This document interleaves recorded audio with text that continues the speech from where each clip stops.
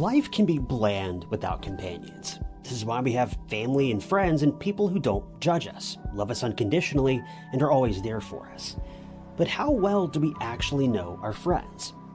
Keeley Bunker, after a late night out on September 19th of 2019, was heading home to be well-rested for a job interview later that day. Now, considering the direction this case took, you would think that she was walking alone at night, which is many people's worst fear. But she wasn't. Her friend was walking with her, someone she trusted to keep her safe. But if that's so, then why didn't Keeley make it to her interview? Why was she reported missing the same evening? What happened to her on September 19th of 2019 when she was just 20 minutes away from her home, and that too with a friend? The case of Keeley Bunker is darker and much more twisted than meets the eye, and it's a horrific tale of betrayal coming from where it's least expected.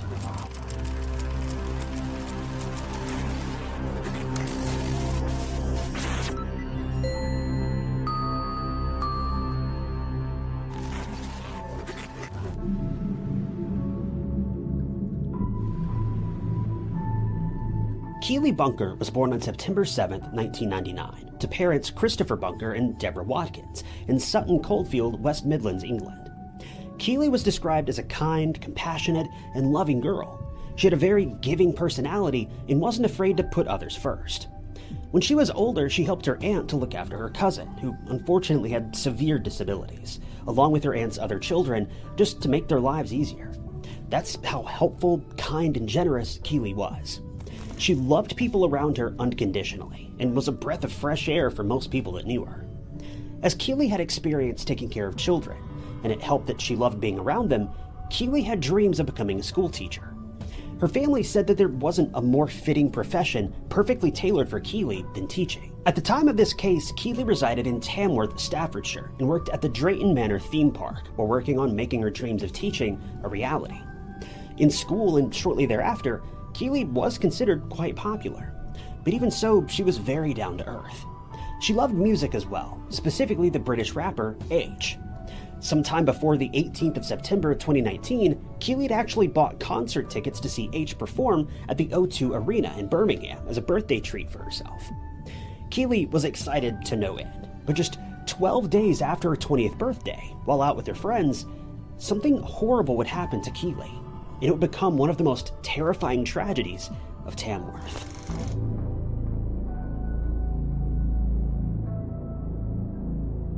After celebrating her 20th birthday, Keeley and one of her close friends, Monique Riggin, went to see H's live performance at the O2 Arena in Birmingham on September 18th of 2019. Keeley had a blast with a friend by her side, but after the concert ended, Keeley wasn't ready to call it a night just yet. At around 10 p.m., the duo decided to hit a nearby club. But before they reached the club, they made a stop at the New Street station to meet up with one of Keeley's friends, 20-year-old Wesley Street. Wesley was a childhood friend of Keeley's, and the two had known each other since they were little. They had mutual friends, and even though they didn't hang out much, Keeley wanted to invite Wesley for a fun night out, since they'd recently reconnected. Together, the trio reached a nightclub called Snobs, located in Tamworth, at around 10:40 p.m., and all of them had a fun time with drinks and dancing. For the next 4 hours or so, Keeley had a couple of drinks, but was supposedly being quite responsible with her drinking. Wesley, on the other hand, went a bit wild. Finally, at 2:40 a.m., the friends decided to call it a night, and Monique proceeded to call a taxi to her house in Tamworth. Now, Monique and Keeley actually lived pretty close to each other. Their houses were about a 20-minute walk away from each other, so it was all good. During the cab ride, Wesley had to make a stop in the middle because he wasn't feeling well. But finally, at about 3:30 a.m., the trio reached Monique's home. Since it was pretty late at that point, Monique asked if Keeley wanted to spend the night at her house. But Keeley declined the offer, as she had an interview for the position of assistant teacher at a local school at around 2 p.m. that same day. Even though Monique was still worried about Keeley getting home safely, she assured her by saying, quote, "I've got Wes, I'll be fine. I'll walk with him, and I'll be safe." Wesley also lived close to Keeley, so the plan was perfect.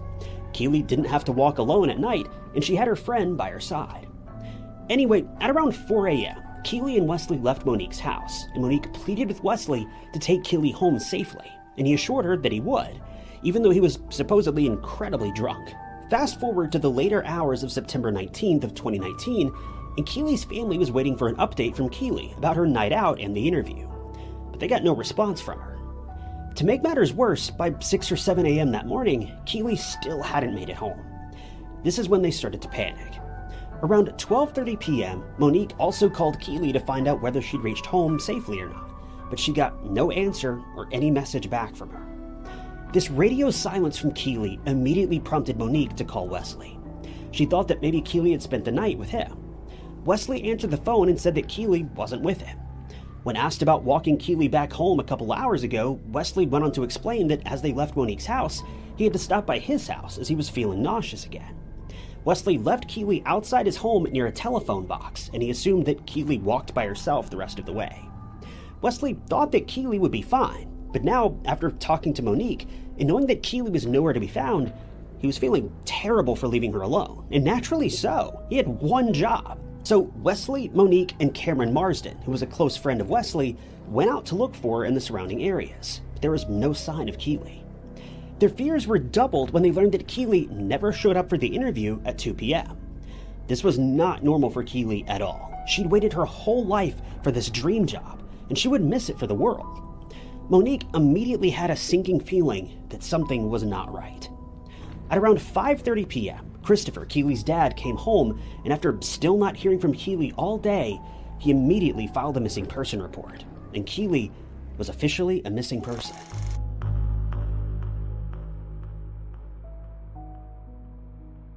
The police immediately jumped into action once Keely was reported missing. A 20-year-old girl who was living a good life and had an interview for a job that was perfect for her couldn't have just up and left. Keely's disappearance shook the community of Tamworth, and everyone took part in the search for her. At around 9 p.m., it was getting dark, but the search for Keely was still on, and people were using flashlights to look for something, anything, that could lead to Keely.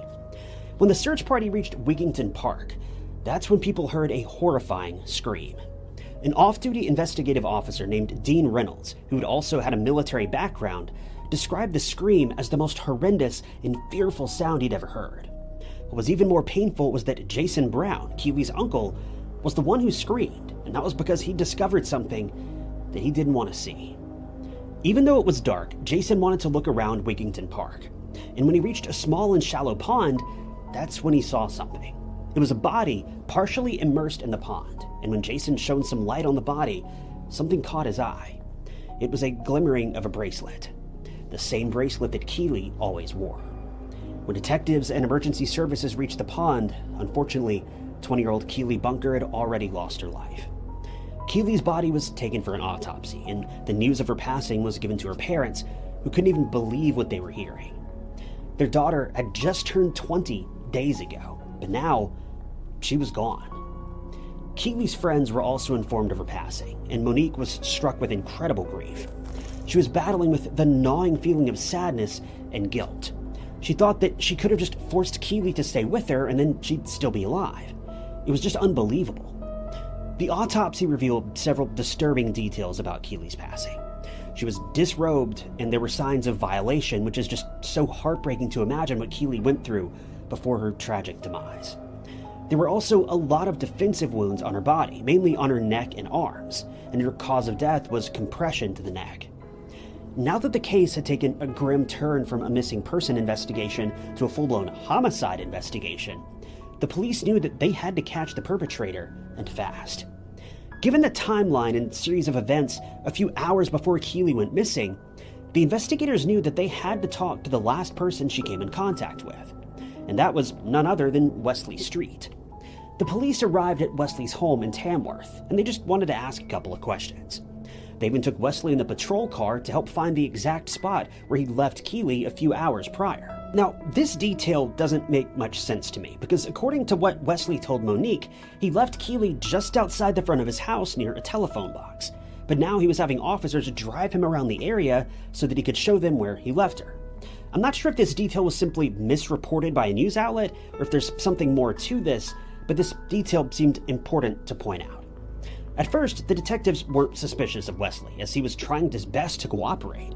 But a few minutes into the car ride, the investigators asked Wesley for his phone, but Wesley refused to hand it over. After a bit of coercion from the police, Wesley did what he was asked, but he proceeded to get defensive, saying that he felt as though the police were blaming him and that they thought he was the suspect. Now, this is extremely alarming. If your childhood friend had gone missing, you would try to do everything in your power to find them and help the authorities as much as you can, not get defensive about it. This behavior could be the result of one of two scenarios. Either Wesley was freaking out being questioned by the detectives, or he may have had a hand in what happened to Kiely and was trying to save his skin. Needless to say, if the police weren't suspicious of Wesley before, they certainly were now. Anyway, all of this was going on at the same time that the search parties were looking for Kiely, and when Kiely's body was discovered, the investigators knew that Wesley's behavior wasn't weird for no reason. While still in the cop car, just a couple of hours into the search for Kiely, Wesley was arrested on suspicion of taking her life, and he was taken to the police station, where he was officially interrogated for the crime. Mind you, at this point, the evidence police had was quite shaky. Best I can tell, they had little more than a gut feeling about this man, simply because he'd been acting so strangely. Regardless, his DNA was taken and sent off to be compared with the DNA that was found on Kiely's body. What was odd was the fact that Wesley changed his story every single time new evidence was brought in front of him, which made him even more suspicious. First, he denied any involvement in Kiely's passing and said that they never engaged in intercourse and that they went straight home from the nightclub. But this story soon hit a wall when Wesley's phone records showed that a cell phone tower pinged close to the location of Wigington Park on the 19th of September after 4 a.m., confirming that he was indeed in Wigington Park. So there was no way that his story was true. This is when Wesley proceeded to change his tone. He told the detectives that he and Kiely did end up going to Wigington Park after leaving Monique's house, but they were a bit drunk, and Wesley playfully jumped on Kiely's back, causing her to trip and hit her head on a fence post, leading to her demise. But this story was quickly thrown to the side very quickly by detectives, as Kiely's autopsy confirmed there was no injury or blunt force trauma to her head, and her blood alcohol levels were lower than the legal driving limit. She may have been a bit drunk, but she wasn't nearly as intoxicated as he was. During this time, the DNA results came out too, and the DNA found on Kiely's body matched that of Wesley. So with this evidence, Wesley couldn't deny the fact that they had engaged in some sort of sexual activity that night. What the police wanted to confirm now was whether it was consensual or not. With that revelation, you guessed it, Wesley came up with another story. This time he said that while they were heading towards the park, Kiely was apparently giving Wesley flirty eyes. One thing led to another and they got intimate in Wigington Park. Wesley proceeded to say that during their consensual intercourse, he was holding Kiely's neck in an act of passion when he suddenly felt her body going limp. He tried to wake her up, but she passed away. This caused Wesley to panic, and he dumped Kiely's body in the nearby pond. Now, I just want to push back on this claim for just a moment, because claiming someone's life by strangulation is not like what you see in the movies. It's not something that can just happen without you realizing what's going on. It's not something that can happen in a matter of seconds either. It takes a tremendous amount of force and a surprisingly long amount of time. You wouldn't just feel someone going limp and let go and then realize it's too late. You'd have to feel them going limp, then keep at it for a couple more minutes, maybe even longer, depending on the person. But anyway, according to Wesley's story, after this supposedly accidental act, he made his way back home where he proceeded to take a shower and sleep. And it's just so chilling to know how unbothered Wesley was, knowing that he'd taken his childhood friend's life and all he cared about was getting a good night's rest. But that's all operating under the assumption that his story was even completely true, and I personally don't buy it. Regardless, Wesley later confessed that during the early morning hours, he went back to the scene where Kiely's body was about 5 times to cover her up with branches and twigs so that no one would discover her. When the investigators asked why he didn't come clean about this from the get-go about what actually happened, Wesley gave the most baffling answer. He simply said that he was embarrassed and afraid and didn't know how to tell people how Kiely had actually died. Now, even though Wesley had confessed to taking Kiely's life, although by accident, well, the police were now getting a bit suspicious. Wesley's statements still contradicted the evidence that was found on Kiely's body.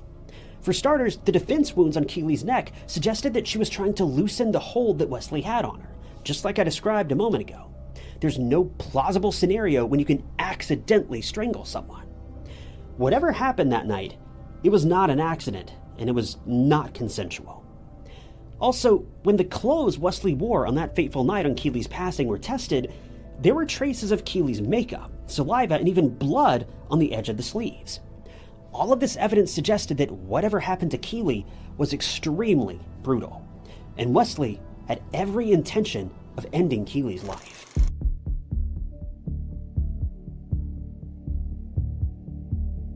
Up until Wesley's trial in July of 2020, he maintained his innocence and deemed Keely's loss as an accident. But the prosecution wanted Wesley to receive punishment for what he did. Since Wesley was of no help and didn't come forth with a motive for ending Keely's life, the police had no choice but to theorize it. They thought that Wesley was attracted to Keely. Keely was a beautiful, lively, and friendly young woman, the type of person nearly anyone could fall for quite quickly. Police theorized that after leaving Monique's house, Keely and Wesley made their way to Wigington Park, and during that time, Wesley tried to make advances towards her. Keely, who didn't feel the same about Wesley, turned him down. Now, this was just something that seriously angered Wesley. Wesley didn't want to hear the word no, and this was what caused Wesley to tackle Keely to the ground, subdue her, and take advantage of her, all the while squeezing her neck. Keely tried to put up a fight to make Wesley stop, which was when she was inflicted with defensive wounds. But in the end, Keely unfortunately lost her life, and that too at the hands of her trusted friend, a friend who was supposed to protect her. On the flip side, the defense stuck to the accidental stance, and they tried to persuade the court by saying that Wesley and Keely engaged in consensual activities, and Keely was apparently, quote, enjoying herself. There was also an instance caught on CCTV that showed Wesley and Keely going to the park, and it seemed like Keely may have been pushing Wesley away. But according to Wesley and the defense, it was innocent play fighting. As for the prosecution, they had one more revelation to present to the jury, and this would determine whether what Wesley did was truly an accident or intentional. Ever since the news of Keely's death and Wesley's arrest was made public, and the investigation was still ongoing, a number of women came forward with their horrific encounters with none other than Wesley himself. One young woman came forward and confessed that in 2015, she was only 16 years old, and Wesley followed her into a bathroom, locked the door behind them, and forced her to perform indecent acts on him. But that wasn't the end for this poor girl, because she was cornered by Wesley again a couple of days following the first incident and forced himself on her again. Another young girl came forward and claimed to have been victimized by Wesley back in 2017 when she was also underage. In 2019, just months before Keely's tragic passing, Wesley targeted another woman who was 20 years old, and his MO was pretty much the same. It's heartbreaking that none of these women came forward sooner, but the fear these young girls likely felt is unlike anything you could imagine, so it's certainly understandable. These women were very brave to come forward with what they endured at the hands of an evil man, and thanks to them, this case was about to get as simple as one could be. But it does beg two very alarming questions. How many women and minors did Wesley actually terrorize and violate? And could there be more of Wesley's victims out there who are still afraid to come forward? After the jury deliberated for 8 hours, which is a surprising amount of time considering the evidence, they came forward with their decision. Wesley Street was found guilty of all charges, including the charges he now faced regarding the minors that he forced himself on. He was sentenced to a minimum of 30 years behind bars, but he will be eligible for parole after that time, which is terrifying to hear. Keely was a beautiful young woman who had lots of plans for her future, but everything came crashing down on the very day that she was looking forward to for so many years. She finally had made it. Her dream job was just an interview away, and Wesley stole that from both Keely and her family. Keely's parents had a hard time wrapping their heads around the fact that Wesley, a young man that they considered to be like family, had such a dark side to him, and they never even anticipated that this man could take the life of their beloved daughter and ruin the lives of so many other daughters. After the sentencing, Keely's family said the following, saying, quote, "As Keely's family, the outcome of this trial will never be enough in terms of justice. Keely was the kindest, most caring, innocent young lady you could ever meet, and was only just starting out in her life. Such is the hell we feel. We're incapable of showing any forgiveness." On October 24th, 2019, Keely's funeral was held at St. Edith's Church in Tamworth, and her parents requested attendees to pay homage to their daughter by pairing their black attire with something pink, as it was Keely's favorite color. Hundreds of people, including friends, family, and close relatives, gathered to bid farewell to a girl with such a promising future. The case of Keeley Bunker depicts the alternate and very dark side of supposed friendships. It leaves you wondering whether you can trust a friend with your life or not. Keeley trusted Wesley to walk her home safely, but rather, he led her straight into the hands of danger. And this was the worst betrayal a friend could ever receive. We can only imagine how Keeley felt during her last moments, fighting for her life to get away from the person she trusted so deeply. In the end, Wesley managed to backstab all of the people who loved him like family. And for what? To what end? We can only hope that Keeley's family is, after these years, learning to heal from this tragedy and living their lives while trying to come to terms with the enduring loss of their wonderful daughter.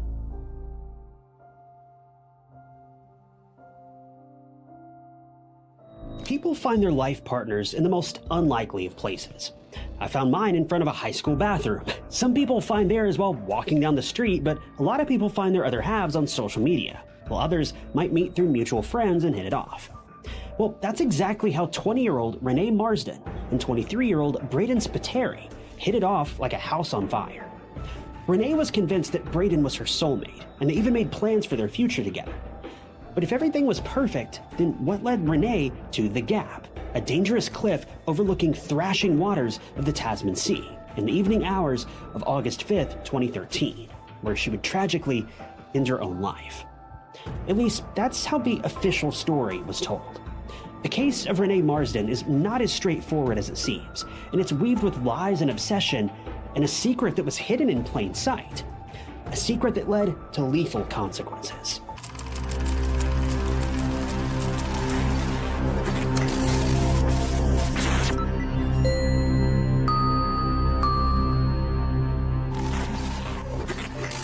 If you're like me, you're probably super interested in true crime, and if so, I'd be willing to bet you'd be interested in this channel, True Crime Stories. So do me a quick favor and hit that subscribe button below. It's totally free and keeps you up to date with all of my future cases. YouTube tells me that over 40% of you guys are not subscribed, so click that button and help us both out. Renae Marsden was born on October 15, 1992, to parents Teresa and Jamie in New South Wales, Sydney, Australia. She lived in Prairie Wood, Fairfield City. But sadly, soon after her birth, Renae's parents decided to end their marriage and they went their separate ways. Now, going through a divorce is an unnerving experience for any family. But another person came into Renae's life when she was just 5 years old, who she called Father, and even took his last name. This was Teresa's new boyfriend, Mark Marsden. Teresa and Mark soon got married, and they had 3 more children, Luke, Jake, and Monique, and Renae loved their family to bits. According to her mom, Teresa, Renae was a kind, joyful, and sociable girl who got along well with her siblings. Teresa and Renae also shared a mother-daughter bond like no other. Renae would share everything with her mom, and Teresa was Renae's go-to person whenever she needed advice or comfort. Renae was a very outgoing and independent young girl, and in 2010, when Renae was 18 years old, she was working as an administrator at a salon. See, Renae had dreams of becoming a successful hairdresser, and she loved dolling her clients up when it came to their hair. So the salon was a perfect place to polish her skills and train to become one. But this is where she met someone, a man named Angus Young. Angus was Renae's first love, and he described her as a bubbly, beautiful, kind, and optimistic person. Fast forward to April of 2010, and the couple were madly in love with each other, and they also talked seriously about getting married and starting a family. Angus and Renae even went as far as planning how many kids they were going to have and what dog they were going to adopt. But their fairy tale romance didn't have a happy ending, and something happened that severely affected Renae's mental health. One day, Renae received a text message from Angus out of the blue, which stated that he wanted to break things off with her. His reasoning was that he was only using her. He wasn't ready for commitment, and he was interested in other women. Now, this absolutely crushed Renae. She and Angus were very serious about each other, and they'd been dating for a while now. So this broke something inside of Renae that caused her to become withdrawn and just not her usual self anymore. It seemed as if the bubbly and cheerful Renae was gone, and now she was just a shell of the person she used to be. But Renae's family didn't give up on her, and they tried everything they could to get Renae feeling better again. During this time, though, Renae reconnected with another pivotal person, who's going to be important for the rest of this case. It was her best friend since 9th grade, Kamala Zayden. Renae met Kamala in 2008 when they attended the all-girls Mount St. Benedict's College, and the girls bonded over mutual interests and even shared their secrets with each other. This led to the girls turning into best friends. But after graduating from the school, the two drifted apart and only met from time to time. But it wasn't long until Kamala rushed to Renae's side when she heard about the anguish her best friend was going through after her terrible and unexpected breakup with Angus. Like any best friend, Kamala suggested that Renae put herself back out there in the dating world and meet new guys. Although Renae wasn't interested, Kamala pushed her to meet other people, as it was the only way to get her mind off of things, at least in her mind. Kamala even went out of the way to suggest someone to Renae. It was none other than her ex-boyfriend, Braden Spiteri, which is kind of unusual if you think about it. Anyway, Renae, after much persuasion, decided to give 23-year-old Braden a chance by talking to him via social media. It turned out that Renae actually liked the guy. Over time, Renae started to connect with Braden, and they both decided they really liked each other. They had the same likes and dislikes, and they had similar goals in life, and everything seemed perfect. Renae was slowly coming out of that deep, dark hole of isolation and was starting to feel her normal self again. Kamala was also by Renae's side all the while, supporting her through her tough bouts of heartache. It was clear that Renae trusted Kamala a lot. But there was one problem with Braden and his relationship with Renae, and that was the fact that Renae had never even physically seen his face or interacted with him. She'd only ever seen a photo of Braden, and that was it. Whenever she communicated with Braden, it was either through social media or text. Well, Renae was about to find out something very bizarre about her so-called soulmate. See, according to Kamala, Braden came from a wealthy family and was very ambitious. But she later went on to disclose something very odd about Braden, and it was the fact that he was currently incarcerated at Goulburn Jail for a driving offense that resulted in the death of his best friend, Richey. This was why Braden had always turned down meeting Renae, because he was serving a prison sentence. On top of that, he'd also forfeited his visitation rights for a lesser sentence, so no one could visit him in jail. Now, I'm not an expert on incarceration, but I don't even think this is something you can do, but please correct me if I'm wrong in the comments. But this was baffling on so many levels. First of all, why would Kamala ever suggest Renae start an online romantic relationship with a convict? And why did Renae agree to this? Well, it seemed that Kamala had unbelievable control over Renae, and she essentially manipulated her vulnerable best friend into starting a relationship with Braden, with whom Renae was starting to get very attached to. Even after this revelation, Renae was supportive of Braden, as Richey's death was tragic, but it was an accident nonetheless, and she continued her relationship with him and was counting down the days until Braden would be released from prison, and then they could start their lives together. Braden and Renae talked every day, but you might be thinking, how's that possible? Cell phones aren't allowed in prison. Well, surprisingly, Kamala made arrangements with an attorney for Braden to have a mobile phone to contact Renae in prison via texts, which, mind you, is illegal. This attorney literally smuggled a phone into prison for this man, a felony offense. Anyway, Renae also confided in her mom, Teresa, about her relationship with Braden in late 2011, and even told her about his prison sentence. Teresa recalled that Renae wouldn't stop smiling or blushing whenever she was talking about Braden. It shows how much she adored this man, who she'd never even met in person before. Braden had even reached out to Teresa via text in December of 2011, introducing himself and assuring her that he was utterly serious about his relationship with Renae. The couple's relationship was turning serious, so much so that in January of 2012, Renae and Kamala went to a tattoo parlor called Bondi Inc., where Renae got Braden's name tattooed onto her chest. But everything was far from perfect. As Renae's relationship with Braden was getting intense, her friendship with Kamala had turned sour. Renae noticed that Kamala was overly involved in everything Renae did, and she felt as though Kamala wanted to control everything about Renae's life. It's safe to say that Kamala was suffocating Renae with her relentless control. But Renae didn't seem to notice. Around the same time, Teresa started to get an unsettling feeling about Braden and found him to be very rude, jealous, and arrogant because he would always be upset when Renae was seen with another man.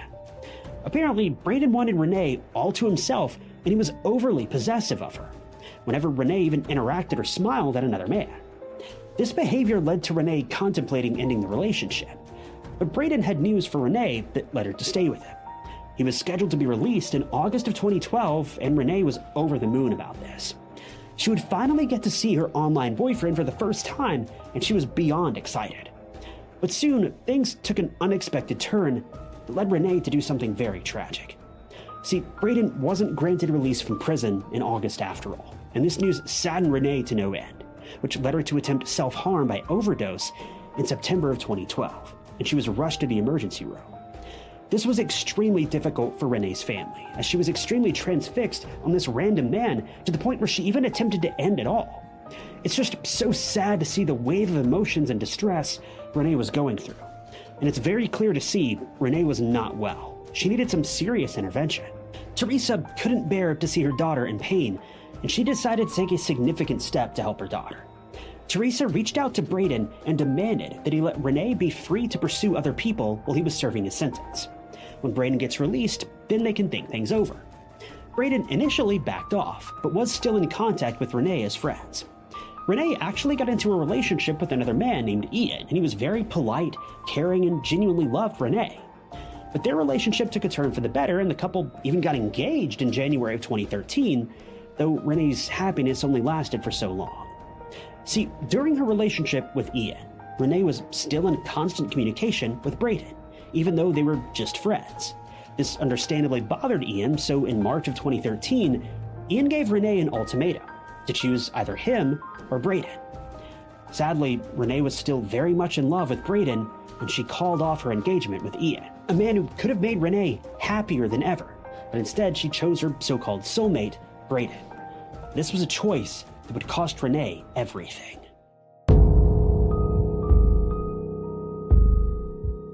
Fast forward to July of 2013. Renae had started a new job, and her coworkers knew about her relationship with Brayden. But around the same time, Brayden went completely radio silent. Renae assumed that it was because of the ongoing court case. Renae regularly reached out to Brayden, but never got a response for almost a month. She was spiraling out of control, and even her coworkers noticed her decline. Little did they know that soon everything would come crashing down in the worst way possible. It was August 5th of 2013. After bombarding Brayden with countless texts, Renae finally got a response back. But this text would wipe the smile clean off of Renae's face and cement her horrible fate. Brayden texted Renae asking for space, wanting to break up with her, saying, "I need a break, and so do you." When Renae received this text, she was out with her coworker Joseph for lunch, and upon reading it, she cried and shook hysterically. Renae left work early that day and proceeded to make a 90-second call to Goulburn Jail to talk to Brayden at around 2:44 p.m. Renae wanted to know the reason for the abrupt breakup, but she could never get a hold of Brayden. A distraught Renae went home, all the while still texting Brayden. Teresa was worried about Renae, and she was still very emotional, even though Renae assured her that nothing was wrong. But Teresa soon realized that something was, in fact, very wrong when a text from Brayden came in, stating, quote, "Sort your daughter out. She's threatening to end her life." A frantic Teresa immediately rushed to her daughter's side, but was surprised to find her getting ready for a girls' night out. She was wearing black tights, a black sweater, and a black and brown scarf and black ballet flats. Renae appeared calm and wasn't hysterical or sad, which eased some of Teresa's tension. Renae then left her house at around 5:22 p.m., but she wasn't going to meet up with friends. CCTV footage showed her driving towards The Gap, an ocean cliff in the eastern suburbs of Sydney, overlooking the Tasman Sea. But what's alarming and frightening about The Gap is the fact that it's a famous spot for people attempting to end their own lives. This fact, combined with Renae's heartbroken state, was a dangerous combination. There are multiple CCTV cameras and even a safety fence surrounding the perimeter of the cliff, but Renae was tragically determined to put an end to her ongoing misery. She parked her car, a red Mazda, near The Gap, and sent several messages to Brayden. It even sent her mom, Teresa, a final farewell message. Renae told Teresa that she loved her and that she was sorry for the pain she was going to put her through. At 5:51 p.m., Renae climbed over the fence at Jacob's Ladder, and 3 minutes later, she threw her phone into the thrashing waters before tragically jumping off the cliff. 20-year-old Renae fell victim to the dark voices in her head, and she ended her life after getting dumped by her boyfriend of 18 months. Teresa, upon receiving Renae's final message, tried calling and texting Renae frantically, pleading with her to answer her phone, but it was too late. Renae had already made a grave choice, and sadly, there was no turning back from this tragedy. Sydney police were notified immediately, and from Renae's phone activity, her car was found near the Gap at 8:45 p.m., with the words, "I love you, Brayden," etched on the dusty car's windshield. Inside the car, there was a photo collage of Brayden, Renae's wallet, and an iPhone with a pink case. Investigators also looked at the CCTV footage and saw Renae leaping off the cliff, which is just so eerie and devastating that something so tragic and unfortunate like this was caught on camera. An aerial search was conducted in hopes of finding Renae's body, but nothing came up, and her body hasn't been found still to this day. It's believed that Renae's body drifted away into the deep sea, and was extremely devastating and life-altering for her family, who lost her in such a tragic way. Teresa, after Renae's tragic passing, angrily reached out to Brayden, but he never picked up. She also notified the police of Brayden, and they went to Goulburn Jail to question him. But now, it was their turn to be baffled. Goulburn Jail authorities confirmed there was no inmate under the name of Brayden Spiteri. This left the detectives and Renae's family dumbfounded. Who was Brayden? Why did he string Renae along for 18 months, and where was he now? Well, Brayden turned out to be someone extremely close to the Marsden family, and ironically, Brayden wasn't even a guy, or even real for that matter. Brayden wasn't a figment of Renae's imagination. Renae had unfortunately been catfished. But what was even more appalling was the person behind this debacle. It was none other than Renae's best friend, Kamala Zayden, the same person who apparently helped Renae through her breakup with Angus, and was there with Teresa looking for Renae on the day of her passing. She was the one who emotionally played with Renae to the point where she felt she had no choice but to end her own life. Kamala, even though she was Renae's best friend, wanted more from her. It was evident that Kamala was obsessed with Renae from the get-go. Renae's cousin Stephanie recalled Kamala being very violent and aggressive towards Renae when she didn't pay attention. Stephanie also confessed that Renae confided in her about Kamala trying to make advances towards her. But how did all of this start? Well, Kamala is suspected to be the one who severed the relationship between Angus and Renae, because Kamala wanted Renae all to herself and soured the blooming love between the couple, so that they would eventually break up. Kamala had a history of terrorizing Renae on multiple occasions. She reportedly cornered Renae in a library, forcefully grabbed her arm outside of a cafe, and even swerved Renae's car while driving. She vowed to always follow Renae if she was ignored. This woman clearly had issues.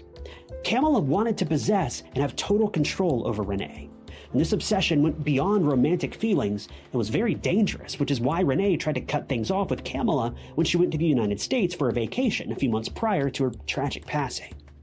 But Kamala wanted to get back at Renae twice as hard. At that time in 2013, phone companies erased all text messages and data after 7 days, so retrieving them after almost 7 years, well, it was difficult. But in February of 2020, the police discovered the full intensity of Kamala's evil and elaborate plan. For 18 months, Kamala pretended to be Brayden and used 2 cell phones to send Renae messages. The reason why Renae and Brayden got along so well was because Renae was practically and unknowingly talking to Kamala, who knew exactly what Renae liked and disliked. But what about Brayden's photos? Was that some graphic design that Kamala had whipped up? Well, no, it turns out that the guy in the picture was a real person and was completely uninvolved in Renae's tragic end. He was a man named Cameron Lang, and he crossed paths with none other than Kamala at a nightclub years ago where they took a picture together. Cameron, an innocent man who didn't even know Renae, was exploited by an evil and manipulative woman. The detectives also noticed the tone of the texts. Whenever Brayden got angry with Renae, Kamala also bombarded Renae with messages of a similar undertone and vice versa. This confirmed and left no doubts in anybody's mind that Kamala was in fact Brayden. With all of this information, the investigators confronted Kamala, who knew that the jig was up and there was no way out for her. Kamala confessed that Brayden was in fact her, but she went on to elaborate. Kamala stated that she and Renae were in a romantic relationship, and since they knew that Renae's family would never approve of their relationship, they decided to stay in touch with each other under the alias of Brayden. Now, Kamala's statement has been termed as a pack of lies, and Renae's family don't believe her at all. They state that Renae didn't know who Brayden was and that Kamala was behind this ruse, and this could basically be proven by the tattoo of Brayden's name that Renae got on her chest. The Marsden family stated that Renae was truly in love with Brayden, or the idea of him, and didn't know that it was Kamala behind the screen at all. Kamala stressed on the fact that Renae was attracted to men as well as women, even though this has never been confirmed. In fact, Renae's relationship history also showed that she only ever pursued, romantically, men in her 2 very serious relationships. Unfortunately, since there aren't any laws regarding catfishing, and since Kamala didn't physically cause Renae's passing, there were no charges against her. She was allowed to walk free, even after luring a young and vulnerable woman to her tragic end. What Kamala did is technically 100% legal, and there's zero chance she'll ever be held accountable for it, even though she single-handedly caused the tragic passing of her best friend. It's so baffling and distressing to know that Kamala won't ever pay for what she led Renae to do, knowing good and well just how fragile Renae was.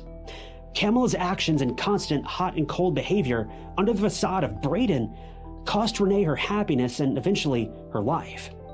As for Kamala these days, she's been living her best life without caring that her actions drove her so-called best friend to the point of no return. As of now, Kamala is married to a man and even started a family.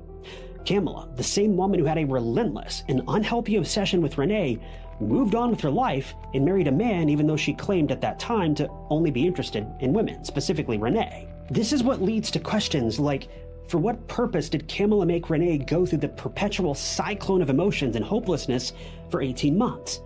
Did Kamala get some sort of sick satisfaction from controlling Renae's life? And did she somehow think that when Brayden broke up with her that it would drive her into Renae's arms? It's just so infuriating to see how easily Kamala has moved on from this, knowing that she directly caused Renae to make such a tragic choice without any punishment, not even a slap on the wrist. Kamala is living her life, but Renae will never get to continue hers. Renae, a once vibrant and cheerful young woman, had been completely blinded by love and desperation, and she failed to see things with reason and logic. And that mistake led to her taking her own life in utter hopelessness. Renae had plans for her upcoming 21st birthday and wanted to move into her own apartment with her cousin Stephanie. But everything that Renae planned never reached completion, and she was driven to the point where she felt she had no choice but to end her own life. Renae's family, including her mother Teresa and her siblings, will likely never heal from the loss, and Kamala's lack of remorse for her actions makes their suffering even harder. The fact that Kamala frequently visited the Marsden home because she and Renae were best friends cuts Teresa to the bone, because she never even anticipated that the person in their home would be the one to drive her daughter to such a frightening point. And the fact that she was wearing a facade the entire time is just so brutal. Following Renae's demise, the Marsden family is fighting hard to introduce Renae's Law, which deems catfishing and any form of non-physical abuse illegal, and creates a distinct criminalization of such heinous acts and behavior. Even though there hasn't been any progress or overnight changes in how catfishing is dealt with legally, the petition highlighted the need for catfishing to be taken seriously, and implementation of stricter actions for any type of emotional abuse or manipulation. Laws like this are just so complicated, though, because it blurs the lines between free speech and a crime, which no political leader wants to get involved in. It's really easy to judge someone who's subjected to manipulation from a third-person perspective. It's easy to criticize them and say, well, why didn't they stop being manipulated? Why didn't they make better choices? But the thing is, you can never understand what the victim is going through. The bottom line is that Renae was vulnerable, and even though she could have made reasonable and logical decisions, her conscience was clouded by the constant bombardment of Kamala's manipulative and deadly actions. Kamala, knowing that Renae was spiraling down after a breakup with Angus, took advantage of her vulnerability and played emotional games with her for over a year. And in the end, Renae lost her will to live and left her family in perpetual grief and sadness. All because she was manipulated and emotionally abused by a monster who was pretending to be a pillar of support. We can only hope that laws dealing with catfishing and penalizing the perpetrators can be made and implemented, not just in Australia, but in other countries too, because Renae's case is a horrific example of something seemingly innocent and playful taking a lethal and unimaginable turn.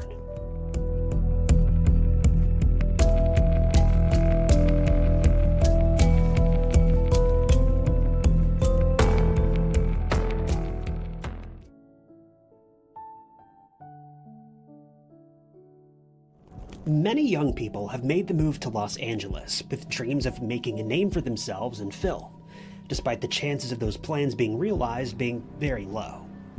Those who succeed usually go on to enjoy a prosperous and fulfilling career, but those who fail are either forced to return to their hometowns or keep trying in hopes that one day they'll get their big break.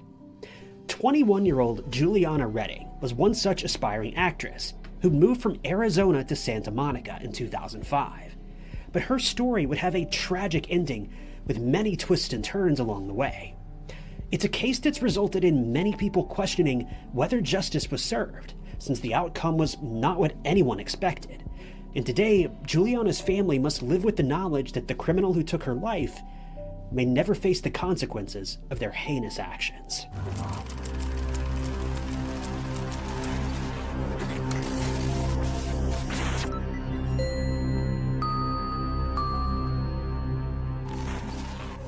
Juliana grew up in Tucson, Arizona, where she attended South Point Catholic High School, and by all accounts, she had a great childhood.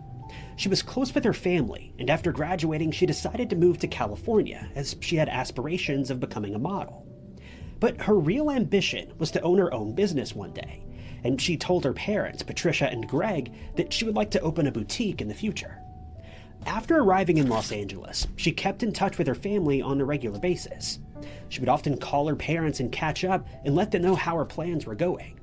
They would also text each other often, and on occasion, she would make the trip back to Tucson for a visit. By 2008, she was living alone in a bungalow in Santa Monica while she was studying at Santa Monica College. To make extra money, she worked as a hostess in a restaurant while looking for opportunities in modeling or acting. For the time being, Juliana seemed content with her situation. But all of that would change on the 16th of March of that year, when Patricia found out that she couldn't make contact with her daughter. What's known is that Juliana played a round of golf on the 15th of March, after which she returned to her bungalow and opted to spend the night in, watching TV, specifically Seinfeld reruns. The following evening, Patricia became increasingly concerned when she received a call from Juliana's neighbors, who informed her that they hadn't seen her at all that day, and her dog was seen inside her bungalow, but the place seemed completely deserted. Patricia repeatedly dialed her number in hopes that she would answer, but she never did, and also never returned any of her mother's calls. At first, she thought she may just be busy, but when she hadn't received a reply by 6 p.m., she knew something wasn't right. It was then that she decided it was time to call the police.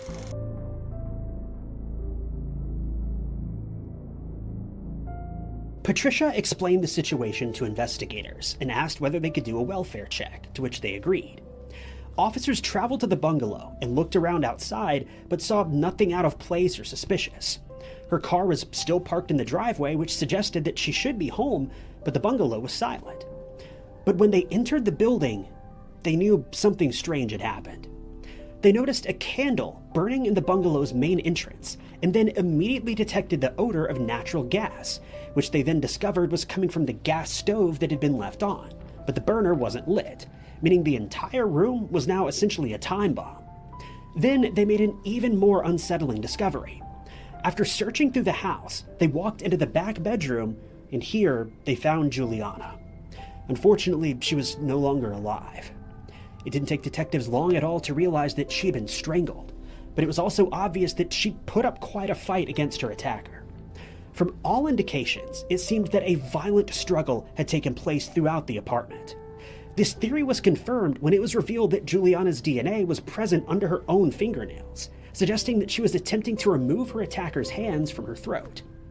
There were very few clues as to who had ended her life, but one thing that was certain was whoever entered the apartment had plans to cover their tracks by blowing up the apartment.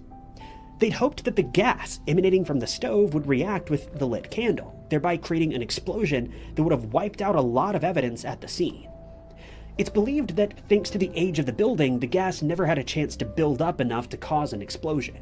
And before long, investigators started to piece together what they believed happened in the moments leading up to Juliana's death.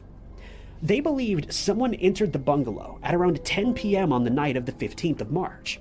After gaining entry, they attacked Juliana and at some point had caused injuries to her head by hitting her against the floor. Since this was a prolonged attack, investigators believed that her assailant didn't expect her to put up such a fight, and in the end, they had to resort to strangulation. It would later be determined that Juliana attempted to contact emergency services at some point, as her phone records showed that she dialed 911, but the call ended before it could connect. The neighbors who'd contacted Patricia told officers that they heard the sounds of furniture being moved around and someone screaming at about 9:53 the previous night, but added that they hadn't seen anyone suspicious in or around the building. And it's certainly a shame they didn't take the situation more seriously, but you can't really blame them too much. Like they said, nothing seemed out of the ordinary, and it could have been a small party or something for all they knew. Evidence was collected from the scene of the crime, including several DNA samples that were found on the building's front door, the phone, Juliana's clothing, and on her throat. These samples were sent into a lab for analysis, but it would take some time to reveal who'd been inside her apartment. In the meantime, investigators interviewed Juliana's family and friends, who gave them as many details about her life as they could. When speaking to crime scene experts, Juliana's father suggested that they contact a man named John Gilmore, with whom Juliana had been in an on-again, off-again relationship. He added that he was concerned about Juliana when he found out they were dating, since Gilmore was known to have had a violent temper, which became all the more apparent when he kicked in her car door on one occasion, and had also forced his way into her apartment. When investigators heard this news, they felt like they finally found the lead they'd been hoping for. They immediately set out to locate John, and it didn't take long at all before they found their man.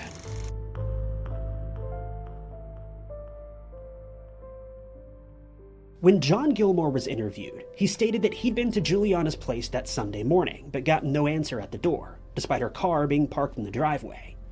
He looked in through the security gate, but could only see the burning candle, though he'd never smelled any gas. When asked about the violent incidents that they'd been told about, he admitted that he and Juliana had on occasion gotten into fights, one of which took place that Saturday night when they started arguing about his plans for the evening. He called her to tell her that he was planning on spending some time with some of his friends that night, and this must have irked her, since she abruptly ended the call. He claimed that she then decided to spend the evening with one of her own friends, and he ended up going to a house party at a residence a few miles from her apartment. While there was still some tension between them, they kept texting each other throughout the evening, but then at around 10 p.m., she stopped responding to his messages. When he still hadn't received any reply the following morning, he attempted to call her and sent several text messages, but again he got no response. This is when he went to her building, but had no choice other than to leave when he couldn't find her there. While he was certainly the first suspect, his name was soon cleared thanks to surveillance footage from the night of the attack. Security camera footage showed him visiting a convenience store and a Jack in the Box restaurant. Several people from the house party were able to confirm that he was there when the attack took place, since they saw him there between 9:45 and 10:15 p.m. His innocence was fully confirmed when it was revealed that much of the DNA found in the apartment belonged to a woman, not a man. And police now had a lot of unanswered questions. They then started the task of speaking to all of the women in Juliana's life. There was suspicion that someone who knew her might have become jealous of her looks or her lifestyle, or that there was some sort of love triangle involved. Investigators collected DNA samples from everyone they spoke to, but this led nowhere, as no match was found for the samples that had been removed from her apartment.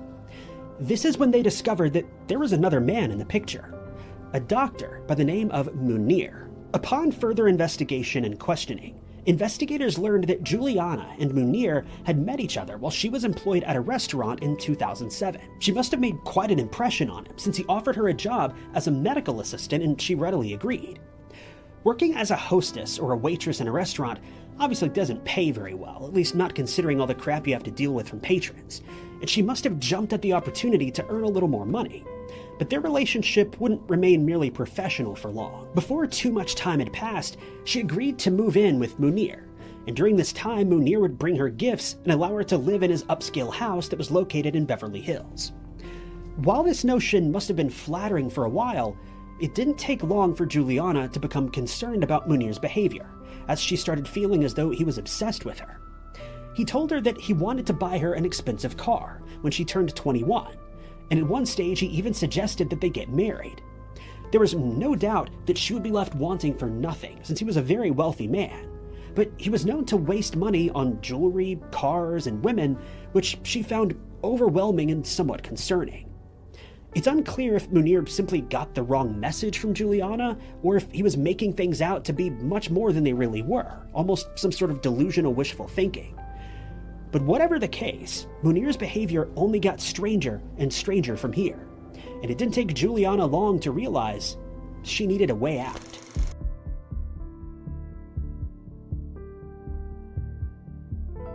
Juliana eventually got her wits about her and decided she needed to end the relationship with Munir, after which she relocated to the bungalow in Santa Monica, which was being paid for by her father. The pair parted ways on good terms, and they even stayed in touch, which is a little bit surprising. One of Juliana's friends would later reveal that she, Juliana, and Munir traveled to Las Vegas on one occasion to celebrate her friend's birthday. But all was not as it seemed, as her father started looking into Munir's background, and what he found was seriously startling. He discovered that Munir not only was married at the time of his supposed relationship with Juliana, but that he had 3 children who were living in Lebanon. He was certain that his family didn't know about Juliana or any of the other women that he'd been seen with, and so he relayed what he'd found to his daughter. She was taken aback and upset by the news, and immediately told him that she no longer wanted to see it, and she even told him to never speak to her again, which was probably the right move. While Juliana and Munir were no longer on good terms, her father, Greg, who was a pharmacist, still kept in touch with Munir, since they'd been working on a business deal together, but it never came to fruition as the deal fell through after Greg became concerned that Munir was running his business somewhat illegally. Evidence was quickly beginning to stack up against this man, and it quickly became clear he simply wasn't the man he portrayed himself to be. Investigators found it strange that Juliana had her life ended just a week after this deal had gone sour, and they soon started suspecting that Munir knew much more than he was letting on. But bear in mind, his DNA was not found at the scene of the crime. They were unable to interview him at the time, since he'd left the country, go figure, but they decided to start digging into his past in the meantime. Since he was known to have had a somewhat sordid history with women, they started looking at the women who'd worked for him in the past. They had a suspicion that the female DNA found at the crime scene may somehow be connected to Munir, but they had no proof to confirm these suspicions. Most of his former female employees were either no longer in touch with him or had no knowledge of Juliana. But when they looked into the history between him and a 47-year-old woman named Kelly Sue Park, they started to grow even more suspicious. He'd made several substantial payments to her, totaling over $1 million in just 18 months. She'd been involved in several of his business deals in the past while she was working as a real estate broker. While they were by no means certain that Park was connected to the attack on Juliana, they decided to have her followed in hopes that they could collect a DNA sample without her knowledge. If she was somehow connected to the crime, she may have alerted Munir to the fact that the authorities wanted to collect her DNA, and so it was decided that this should be done without raising any suspicions. Their patience eventually paid off when they were able to collect one of her discarded cigarette butts, and it was sent away to be analyzed. Before long, investigators were informed that they'd finally made a breakthrough in the case, as it was found that Park's DNA was a perfect match for the samples collected from Juliana's bungalow. There was now no doubt that Park was present when the attack was carried out, and there was a good chance that Munir was involved somehow, though he still hadn't returned to the US and so couldn't be questioned yet. Obviously, Park was apprehended and immediately charged with the crime against Juliana. It's believed that Munir found out about her arrest just a few days later, since he suddenly vanished into thin air, though it's believed at the time he was likely somewhere in Lebanon, possibly to avoid being tracked down by the police. The only problem was, the motive for Juliana's crime was still unclear. It was suggested that Munir didn't take kindly to their relationship coming to an end, or that he'd gotten upset when his business deal with her father fell through. So it was theorized that he'd hired Park to carry out the attack in retaliation. One of the most widely accepted theories was that Munir had instructed Park to intimidate Greg into accepting the deal they were working on, and that as part of this intimidation, she was to pay an unfriendly visit to Juliana in her apartment. But when Juliana started fighting back, Park was taken by surprise, and she ended up ending her life as the two women struggled for survival, though this was still just a theory. This would be a point that was brought up in court later on, as it was argued that Munir agreed to pay Park a six-figure sum to follow through with his plan. When news of Park's arrest made it to the media, the LA Times published details revealing that she was known to have had intimidated people in the past whenever they went against Munir's business plans. So it made sense that she may have been involved this time as well. On one occasion, she intimidated a bank manager who had also canceled a deal. And on another, she was told to intimidate one of his clients who'd failed to keep up with his payments as promised. But despite the wealth of evidence found in Juliana's bungalow, and DNA placing her at the scene, Park decided to plead not guilty to second-degree homicide charges. Her defense attorneys revealed that they would be willing to tell the court that the two women never met each other, and that the only connection between them was Munir, who was still out of the country. The prosecution, on the other hand, intended to reveal that Park had been hired by Munir as an enforcer, and that her attempt at intimidation ultimately led to Juliana's life being ended. But this didn't have the intended effect. The judge in this case ruled that this theory could not be used during the trial, since there was no solid evidence to back it up, and instead the state would have to rely on evidence found at the scene, including the DNA that was matched to Park. They would also mention the fact that Park stood nearly 6 feet tall, and that she was an intimidating and self-assured woman who could easily fulfill the role of an enforcer or intimidator if Munir ordered her to do so. This woman was genuinely scary to be around, and she apparently just had a personality and energy about her that was just difficult to get past. The evidence against Park had mounted, and it seemed all but certain that she would be found guilty of ending Juliana's life. Her DNA had been found in several places in the apartment, including on Juliana's clothes, inside the locks on the front door, on the telephone, and most incriminating of all, on her throat. On a plate that had been left in the kitchen sink, crime scene investigators found a drop of blood along with a fingerprint that belonged to Park. This, according to the prosecution, was undeniable proof that Park was inside the apartment that night, and since the two women didn't know each other, she would have no reason to be there, other than to carry out an attack as ordered by Munir. Furthermore, they believed it was indisputable that she had ended her life since her DNA was found on her throat, indicating that Park was the one who ended her life via manual strangulation. But pinning this woman for such a crime was much easier said than done. She wasn't going down without a fight, much like the night that she encountered Juliana in her apartment. Her defense team had more than a few tricks up their sleeve, and they were willing to pull out all the stops to get Park off the hook.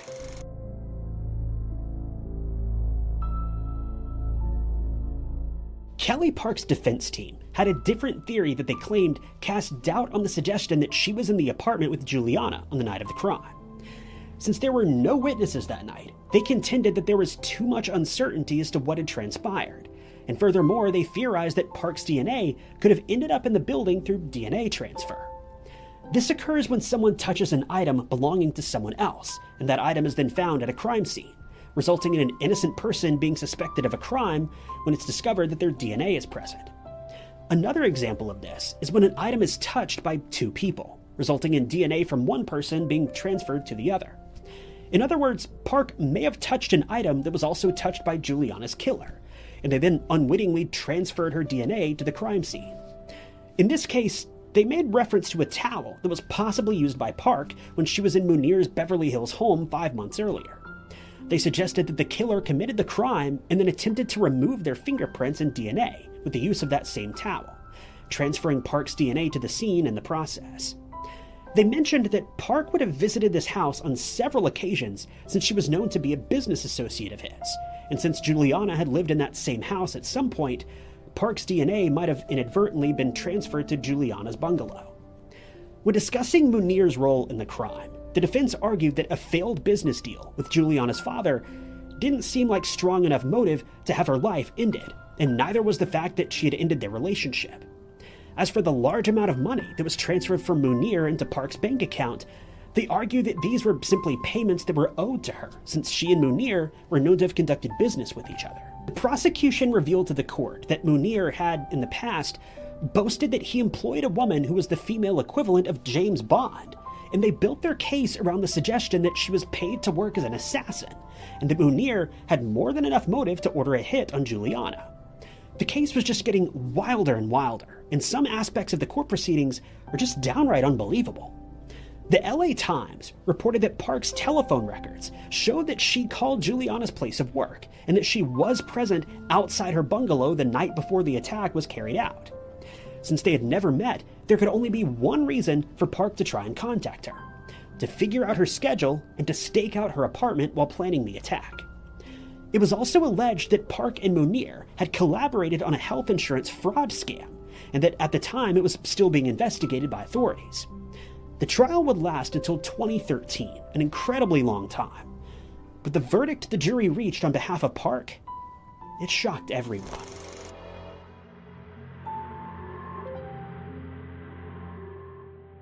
After all the court proceedings had been carried out, the jury found Kelly Sue Park not guilty. Juliana's friends and family members who were present at the proceedings were outraged at the verdict and made their feelings known, shouting that she knew she was guilty and that something had gone terribly wrong while she was being led out of the courtroom. This meant that no one would be held accountable for the loss of Juliana's life, and that the one man connected to everyone involved in the case would not even be questioned since he couldn't be reached. This verdict, for all the painfully obvious reasons, must have had a devastating effect on her family, who only commented on the outcome via a written statement in which they expressed their sadness and shock at the fact that justice had never been served. Worse yet, Lebanon doesn't have an extradition treaty with the United States, and the country does everything it can to protect its own citizens, meaning that as long as Munir stays put, he'll never face judgment for his actions. They found it unbelievable that the massive amount of evidence against Park and Munir wasn't enough to see them convicted. They've done their best to come to terms with the decision, and her mother, Patricia, now uses her daughter's room when she paints, helping her feel some small level of connection to her daughter, even after all these years have passed. She says that she's resorted to using art as a coping mechanism, since she produces her best work when she's emotional. At times, she feels as though she and Greg, along with their son Patrick, are still stuck in 2008 when the attack took place, since they still find it hard to believe that Park and Munir walked away scot-free. But thankfully, she's found new meaning in her life, since she remembers her daughter through her art, and after overcoming breast cancer, she started looking for the positive aspects of any obstacles she faces. As for Munir, it's believed that he joined his actual family in Lebanon after fleeing from the US, and today he still maintains he's innocent in the matter. He's never been charged or even questioned. He was placed under arrest in Germany in 2015, when it was suspected that he was committing medical fraud, but nothing ever came of this. It's alleged that he allowed a physician's assistant who had never attended medical school to perform surgeries when his patients were assured that he would be the one to perform the surgeries. More than 20 of his patients have come forward to report that they've been left with permanent damage as a result. For reasons unknown, he was released and then traveled to Lebanon once again, where he was again suspected of committing medical fraud. Park was also arrested in 2015 in the German case, when it was found that she was involved. She was charged with conspiracy, lying to patients, disfiguring patients in botched surgeries, and cheating insurance companies out of $150 million. She was eventually released on $1.5 million bail, and once again managed to slip out of the grasp of police. Juliana's case is one with no happy ending and no easy answers.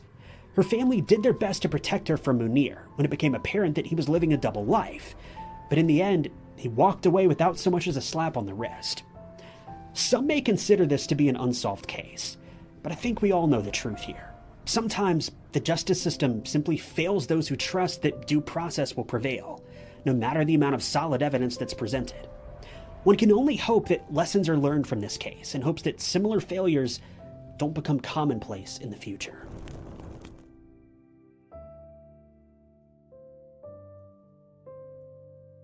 It was just minutes past midnight on March 23, 2015. Brittney Gargol and her best friend Cheyenne Antoine posed for a photo together to commemorate a much-needed night out after months of hectic studying for school. But what was expected to be a fun night out on the town turned into something much worse. Just hours after this photo was snapped, tragedy would strike, and one of the girls would never make it home. The crime would send police on a 3-year hunt for justice, and when detectives finally tracked down their main suspect, well, it wasn't someone that anyone would have expected. This is the tragic story of Brittney Gargol.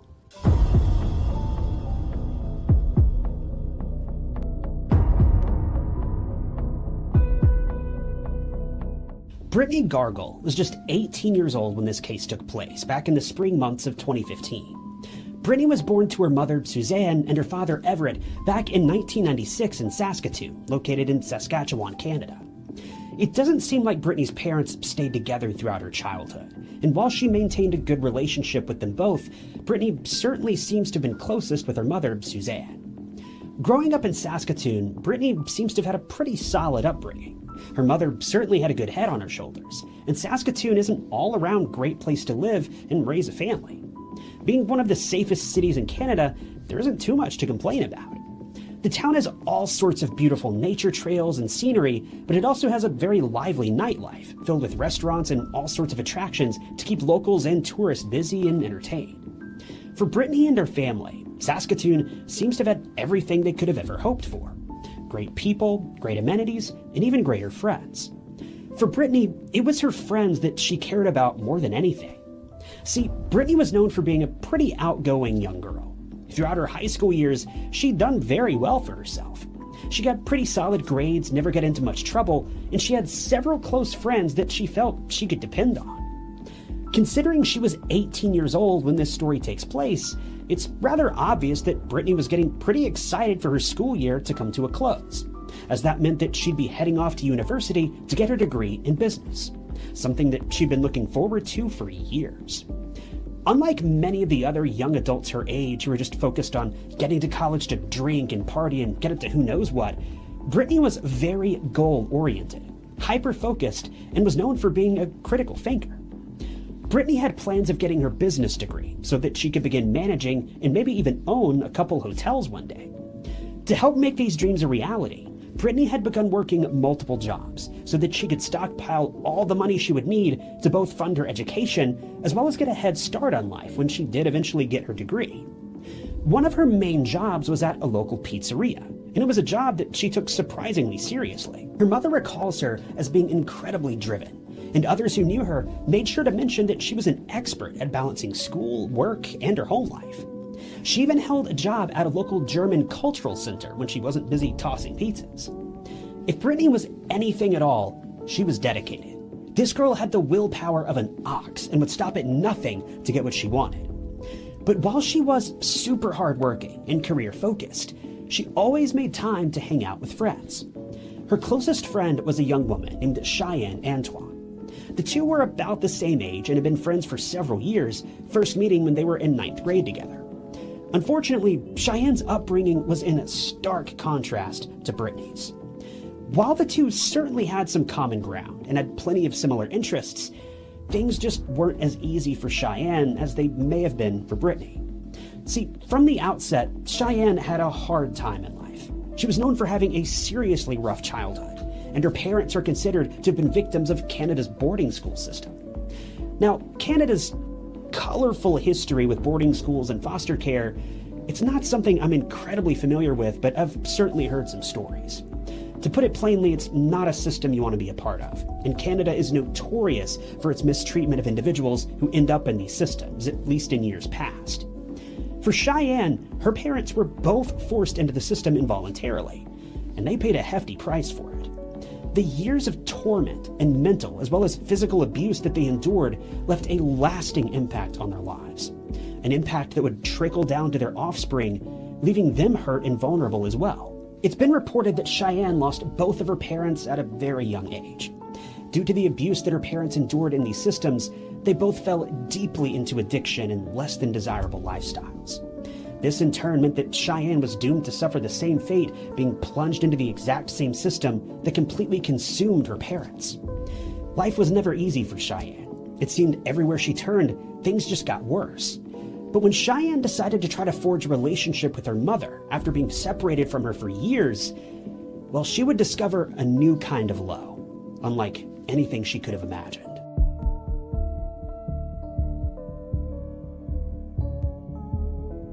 I cannot overstate the devastating impact that addiction can have on your life. We all know this, and far too many people have experienced it firsthand. Cheyenne was one of these people. It was her mother's addiction that ultimately landed Cheyenne in foster care after she was pulled from her family for fear of her safety. But as the years passed by, Cheyenne always tried to maintain contact with her mother, albeit from safe distance. But as she became a teenager, her longing to have a bond with her mother grew stronger and stronger. She'd reached out to her mother countless times, but truth be told, her mom just couldn't have cared less. Her mother was so concerned with fueling her addiction that it was as if Cheyenne didn't even exist. Now, I feel it's important to recognize that Cheyenne's mother was just as much a victim as Cheyenne was. The years of abuse, the crippling addiction, you name it. But we also have to acknowledge that her mother was a grown adult, capable of making her own decisions. But she made the wrong ones time and time again, and Cheyenne paid for it. After being forced into foster care, Cheyenne was abused both physically and mentally, just like her parents. The only difference is that Cheyenne took steps to better herself and try to heal from her current and previous trauma. Her parents were not afforded the same luxuries. But all of these reached a peak when Cheyenne was just 15 years old. Her mother finally lost her battle with addiction and passed away, leaving Cheyenne, for the most part, to face the world alone. Unfortunately, if the situation wasn't already bad enough, the loss of her mother left her feeling as though she had nowhere else to turn, other than to the same vices that her mother had. Before long, Cheyenne had become involved with some rather shady people, and it only took a matter of months before she too fell into the trap of addiction. But Cheyenne had one saving grace that her mother didn't have: Brittney. It was around this time that Cheyenne and Brittney's relationship had really begun to blossom. For Cheyenne, all she wanted was for a friend to have her back and just listen and be there for her. Brittney also wanted nothing more. The two hit it off like you wouldn't believe, and before long, they were inseparable. This brings us to March of 2015. The two had been studying incredibly hard for their end-of-year exams, and more than anything, they each just wanted to spend a night out in the town and unwind for a bit. We don't really know what the two had planned for that night, but on the evening of March 23rd, 2015, the two agreed to meet up, and they snapped a few photos to share to social media. These photos were taken just moments before they headed off into the night, neither of them knowing that, for one of them, this night would be their last.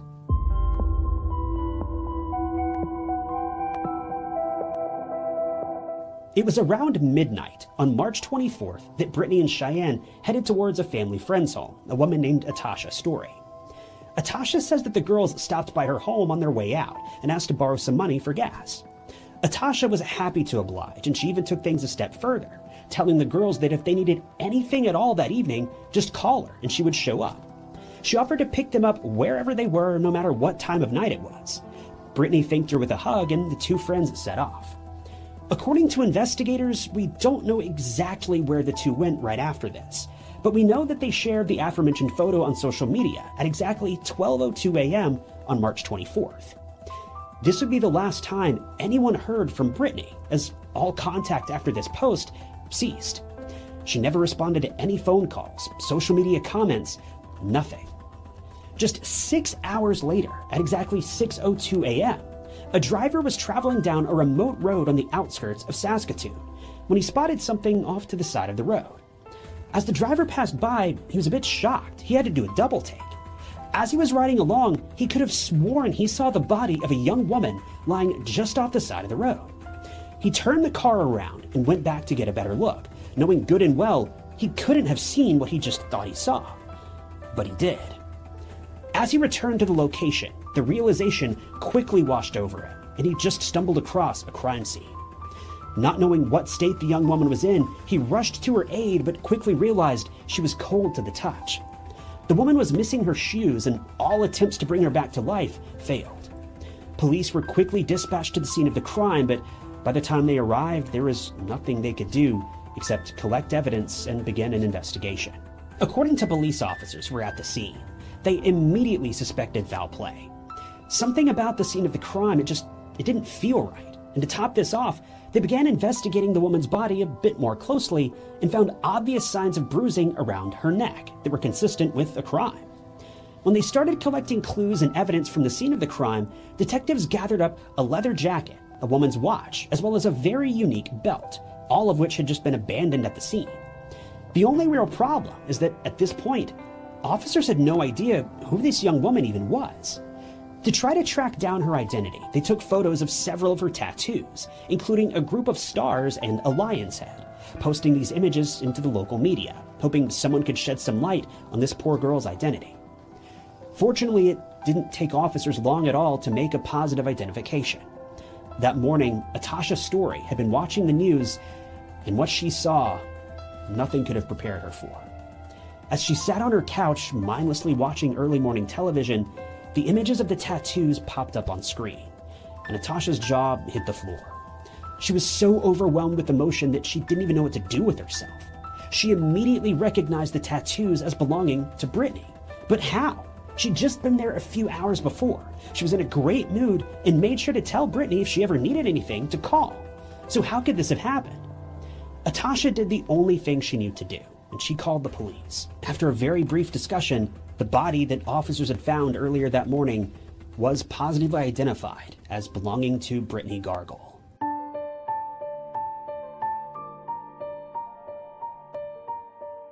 Once investigators discovered the identity of Brittney, they sprang into action to try to piece together what had taken place that night before. They started their search on social media, and that's when they came across the photo that Brittney had taken with Cheyenne the night before. Interestingly, just a short while before police found this photo, they noticed that Cheyenne had posted to Brittney's Facebook wall, asking, quote, "Where are you? Haven't heard from you. Hope you made it home safe."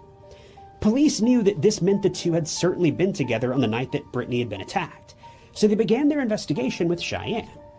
Police paid her a visit and asked for a rundown regarding what had taken place that night. As far as a night out in Saskatoon goes, things were pretty typical.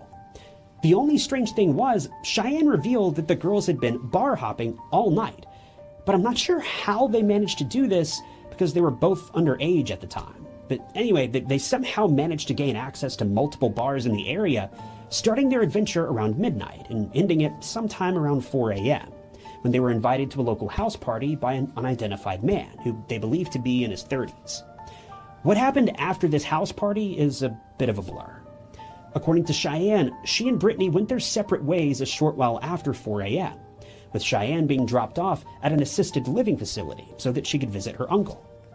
When police spoke with the uncle, he corroborated this story and said that he and Cheyenne had in fact visited at around 4 a.m. that morning.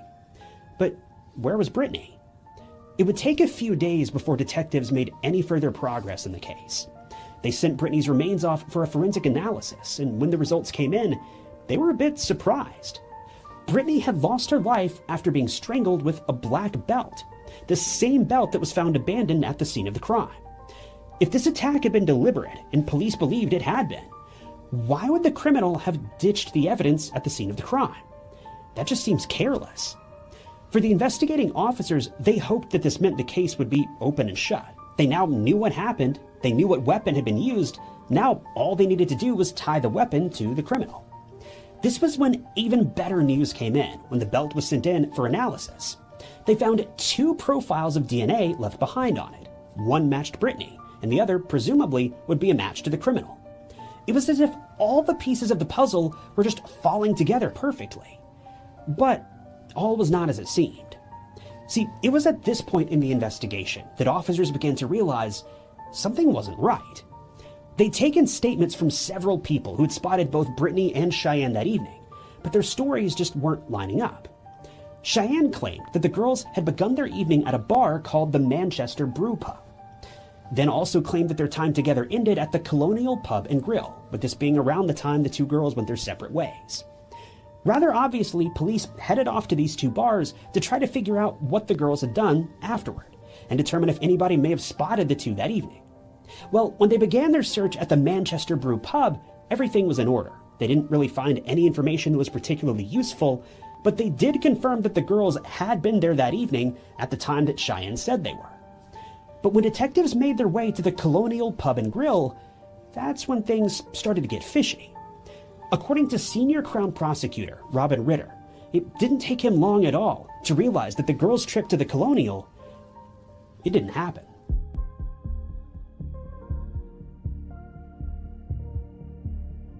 After this revelation came to light, Detective Ritter was hot on the trail of Cheyenne. Every aspect of the story and the investigation up until this point hinged on facts that Cheyenne had shared with detectives, but they quickly began to realize that Cheyenne clearly wasn't being entirely truthful with them. If she was willing to lie about what bars the two had been to that night, what else was she lying about?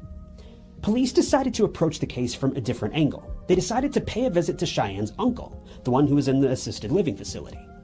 When they began pressing him about what had taken place that night, they quickly began to realize that he didn't know much at all about the evening that Brittney vanished. In fact, it only took him a few minutes to realize that the chain of events he'd reported to officers before simply didn't happen. In the end, he confessed that he had given false testimony to officers, admitting that he did so to protect his niece. But with this in mind, what really happened that night? Well, according to the uncle, Cheyenne had approached him that evening and asked him to lie for her to help cover her tracks. Cheyenne admitted that she and Brittney had gotten involved with a bad group of guys that night and ended up following two men to a motel that evening, after the men had promised the girls access to certain substances and alcohol. Cheyenne reportedly told her uncle that the four of them had gotten into an argument about these substances, with Cheyenne leaving in the middle of the argument to use the bathroom. She claims that when she came back, Brittney was lying lifeless on the motel bed. Shocked and confused at this rapid change of events, Cheyenne began to freak out, but the men threatened her with a weapon and demanded that she help them cover up the crime. Cheyenne seemed to be pretty shaken up by this encounter, but rather strangely, investigators very quickly learned that this entire story was a fabrication as well. Literally none of it happened.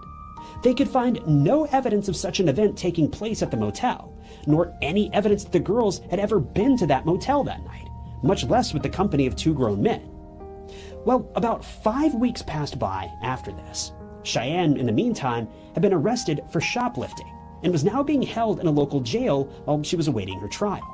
Detectives decided that they would pay her a visit in jail and see if she'd finally be willing to tell them the truth. She wasn't. In fact, when police pressed her about the night of Brittney's passing, she refused to tell them a single thing, not one word. But actually, this was all the prosecutors needed to hear, because it was now clear they were on the right track. Police may not have had much evidence to go on, but now knowing that Cheyenne certainly knew more than she was letting on, they decided to keep tabs on her and watch her from a distance, hoping that at some point she would slip up and make a mistake that might just shed new light on their investigation. And as fate would have it, they were right. One day, totally out of the blue, Brittney's family received a phone call from Cheyenne's aunt. According to the aunt, Cheyenne had come over to her house that evening that Brittney had disappeared, and it was clear she was pretty drunk, upset, and panicking. She couldn't really make sense of what Cheyenne was saying, but she mentioned something about strangling her friend and even mentioned the name Brittney. Obviously, Brittney's family turned this information over to the police, and Cheyenne's aunt was more than happy to share her story with investigators. But despite this, Cheyenne was still unwilling to cooperate. She denied knowing anything about her friend's passing, and just 6 months later, Cheyenne even took to social media to make a post in remembrance of Brittney, saying, quote, "I miss you so much. You came and visited me in my dream last night. You were way too young to go." It would be another 2 years before the case would see any more progress. But one final piece of evidence that investigators collected blew the entire case wide open, and as it would turn out, it had been staring them in the face all along.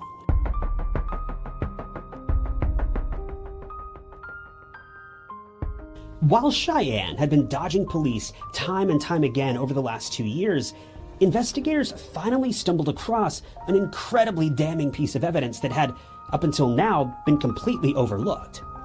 It was 2017 when Detective Ritter said that his team had a, quote, aha moment. As they were reviewing old photos from the early days of the investigation, they noticed something very, very interesting. If you remember, just before the two girls headed off for their night out, they posted a photo to Facebook. You may also remember that when police showed up at the scene of the crime, they found a leather jacket, a woman's watch, and a black braided belt. Take a look at this photo. Now take a closer look at that belt. Somehow, for nearly 3 years, police had a photo of Cheyenne wearing the very belt that she used to claim the life of her best friend, and they totally missed it. Now, don't think I'm blaming them for this, I'm certainly not. But it's so crazy that something like this went unnoticed for all this time. This image finally blew the case wide open, and it was a piece of evidence that police had in their possession this entire time. I mean, heck, the photo had even been posted publicly on social media this whole time too, and not one single person noticed the belt. If you remember, police had already collected an unknown DNA profile from that belt years earlier. But now, when they compared it to Cheyenne, they finally found their match. Cheyenne was, without a doubt, responsible. But the bigger question here is, why? The two girls were best friends. They were clearly on good terms. So what could have led to a simple night out ending in such a heartbreaking tragedy? Well, now that she'd been caught red-handed, Cheyenne was finally willing to talk. Cheyenne finally admitted that she and Brittney had attended a house party that night, where they were given access to alcohol and various illegal substances. She says that the two were heavily under the influence all night, and her last memory with Brittney was at around 4:30 a.m. when they visited a local McDonald's. She remembered that at some point around this time, the two had argued, but she had no idea what they were arguing about. It was all a blur. Cheyenne claims that just moments after this, she blacked out and has no memory of the rest of the evening, though she did admit that she woke up several hours later knowing something had gone horribly wrong, but she didn't know what it may have been. By all accounts, Cheyenne claimed the life of her best friend, then just forgot about it. Detective Ritter spoke about the crime and says that one of the most frustrating things about the investigation is that Cheyenne never really admitted to anything, and they have no further evidence to prove whether this was all just a tragic accident or something much more sinister. Cheyenne, to this day, has never opened up about what happened to Brittney. And I think we have to accept the possibility that, truth be told, she may really not know what happened.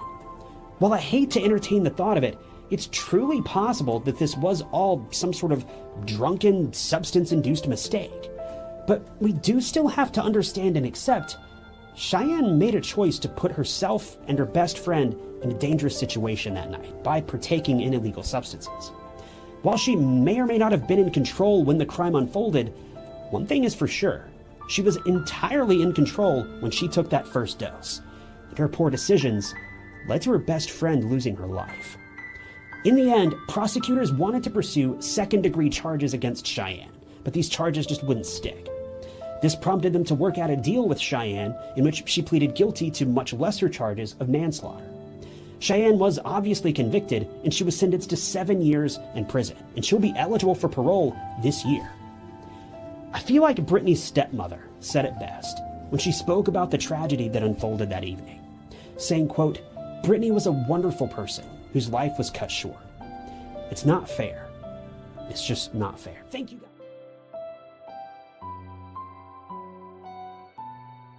Toronto, Canada has a meager crime rate as compared to other cities and even countries. That's because the community is ready to step up and help others in need, especially in terrifying times. For instance, in mid-2016, a man was saved from getting attacked by a hammer-wielding assailant by his young neighbor. But just a year later, there wouldn't be anyone who could save a 22-year-old Tess Richey, and she would ultimately meet her very tragic end. Tess Richey was looking for a way to distract herself from a terrible and recent breakup, so she decided to meet a friend at a bar for a night out. Little did she know that she was about to be driven straight into the hands of death. The case of Tess Richey is a prime example of evil being in plain sight and how two events separated by just 1 year can coincide on one fateful night and cause utter devastation.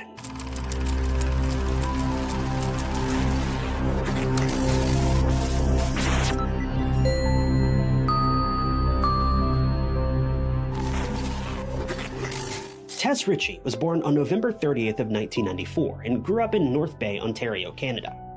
Tess was the youngest of 5 daughters and the apple of everyone's eye.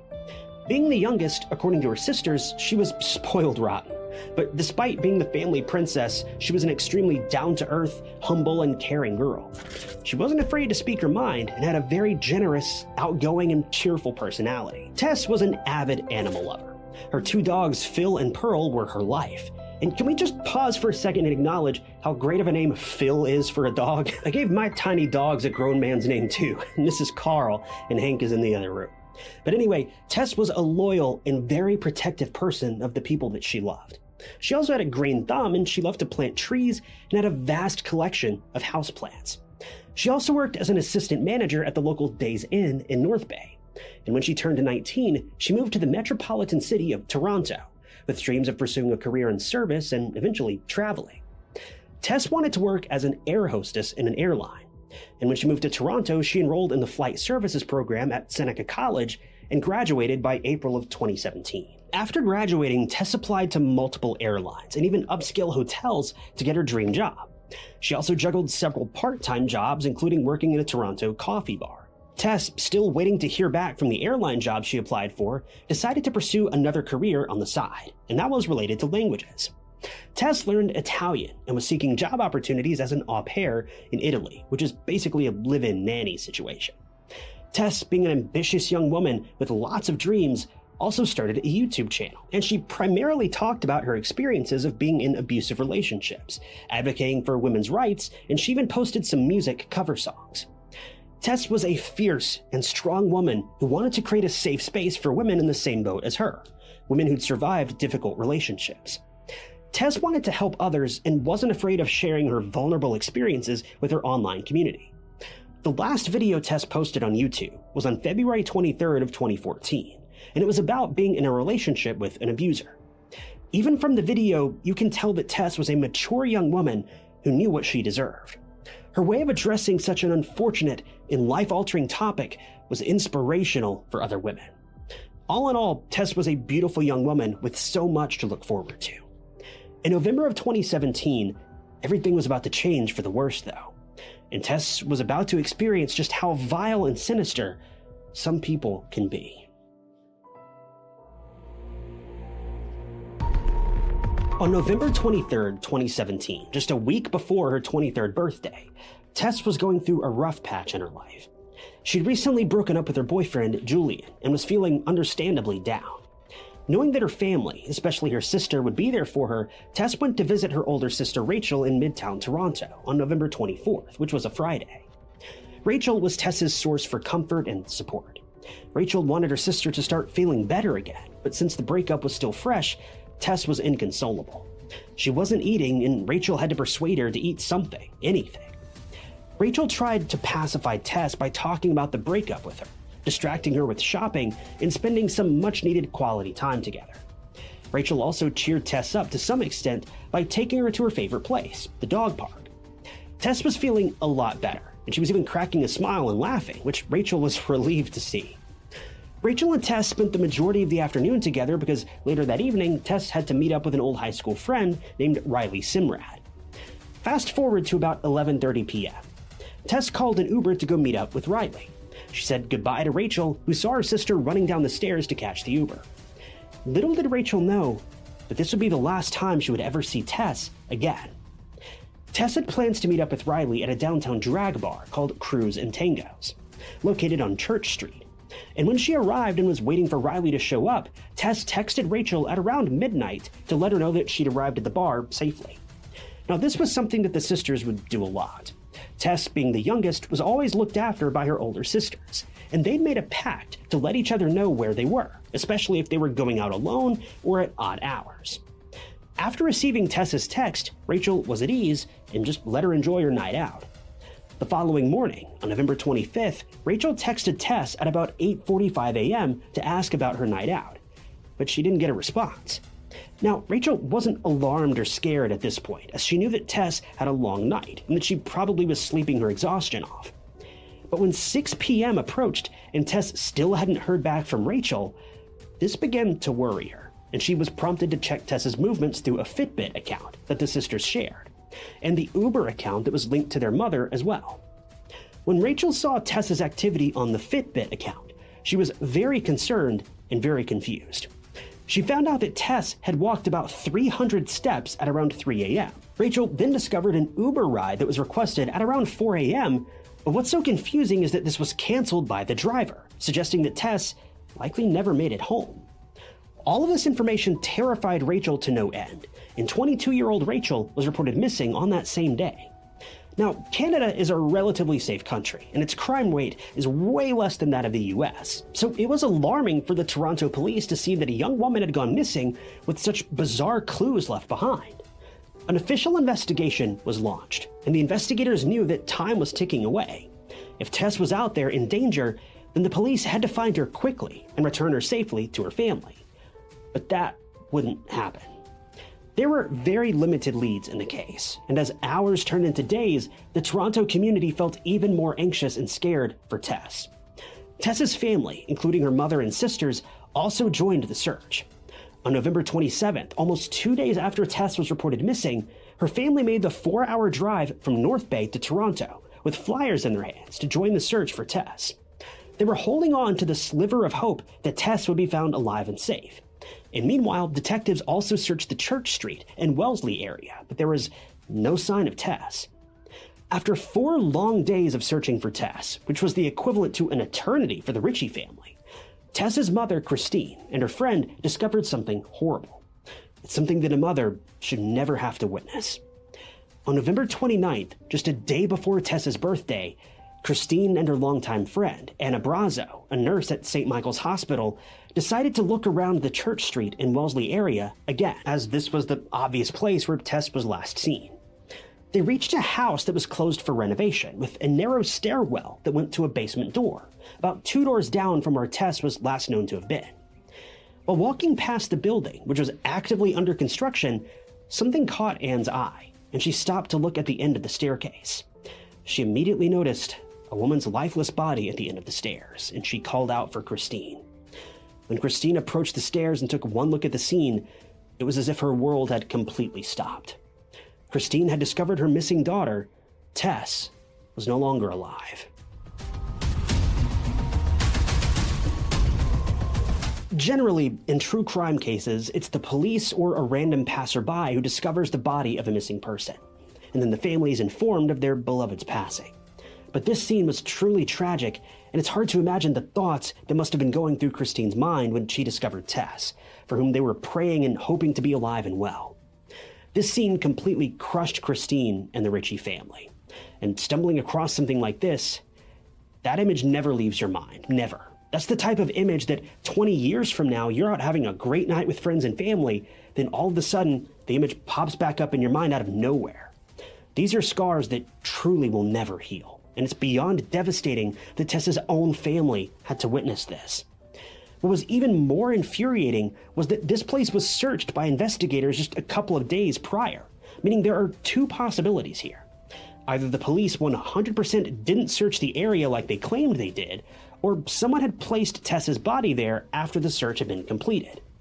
Regardless of which scenario is closer to reality, Tess's body had to be taken in for an autopsy, and initially, the police ruled Tess's death as an accident, as there were no visible signs of trauma or struggle on Tess's body. But on December 1st, 2017, the autopsy revealed something entirely different. Tess's cause of death was neck compression, which is in line with strangulation, so it couldn't have been an accident. Moreover, male DNA was found on Tess's clothes. This was the point where the case took a turn, and was investigated in light of a possible homicide. But the detectives and the city of Toronto still had many questions. Like, who would try to do something so heinous to Tess? Was it someone close to her? And what happened on the night that she went to the Cruise and Tango's bar?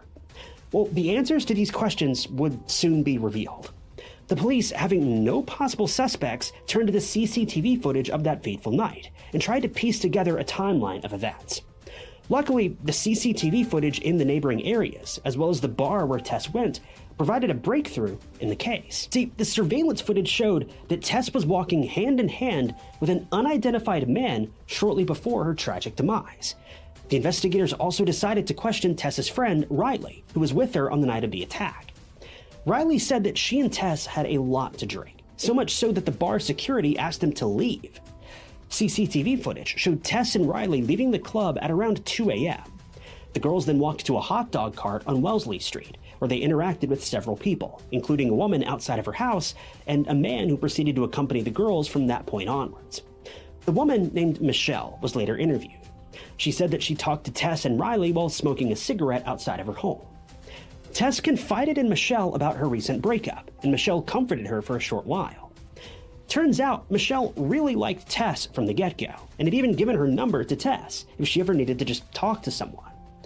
After this encounter, which lasted about 20 minutes, Riley received a text from her boyfriend at around 4 a.m., asking her to come home, at which point Tess decided to call it a night and call an Uber back to the house, further corroborating the activity Rachel found on the app. So it was Tess who requested the Uber, but she never got in it. And this begs the question, what happened to Tess during this time? Well, this is where the surveillance footage showed more of what happened that night. Riley's story was confirmed because at around 4:02 a.m., she was seen walking away from Tess, heading towards her own home. But Tess wasn't alone. Remember the guy that accompanied the girls near the hot dog cart? Well, he was with Tess when Riley left for home. This man and Tess proceeded to walk to 582 Church Street and down the staircase where Tess would later be discovered on November 29th. The staircase was out of the surveillance camera's frame, but 45 minutes later, the man was seen again, walking in the opposite direction, very close to the fence in a slow strut. He was alone, and Tess was nowhere to be found. This revelation shocked the police, who knew that this man had something to do with the attack on Tess. But there was one big problem. Detectives didn't know who this man was. But it wouldn't be for too long, as the man in question would soon come to the police. See, after the grainy footage of the man with Tess was released to the public, the police received a phone call from a man who claimed to be the guy in the footage. But who was he? And why was he with Tess on the night of her attack? And did he harm Tess? Kalen Schlatter was a 21-year-old man living with his parents and younger brother in North Toronto. Friends, neighbors, and family described Kalen as a sweet and caring young man. He didn't have a criminal record, and in fact, he was considered a town hero. A year prior to Tess's tragic passing, Kalen had saved his neighbor from being attacked by an assailant with a hammer. He'd heard a scuffle between a man wielding a hammer and his neighbor, and when Kalen intervened, the attacker took off running. The local TV station even interviewed the man about his helpful efforts to keep the community safe from crime. After the phone call, the police called in Kalen for an interview, which he went to with his parents and his lawyer. But Kalen's behavior took a complete 180, as he was uncooperative and even refused to give his DNA. Well, it turns out that the police didn't have to struggle for it, because Kalen's own parents would unknowingly help them out. See, Kalen's parents had brought their son some water and snacks, and Kalen even took a couple of swigs from the water bottle before discarding it. The police retrieved the water bottle and sent the DNA off of it for testing. About as simple as it gets. A couple of days later, they hit a jackpot.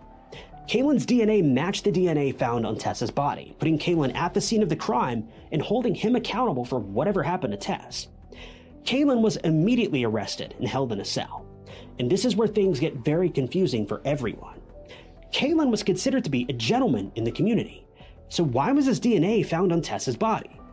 Well, looks can be deceiving, and something very dark lurked beneath Kalen's happy and chirpy facade, which would soon be uncovered. Kalen's cell was located beside that of two other criminals who were actually undercover cops. They were disguised in hopes of getting a confession out of Kalen.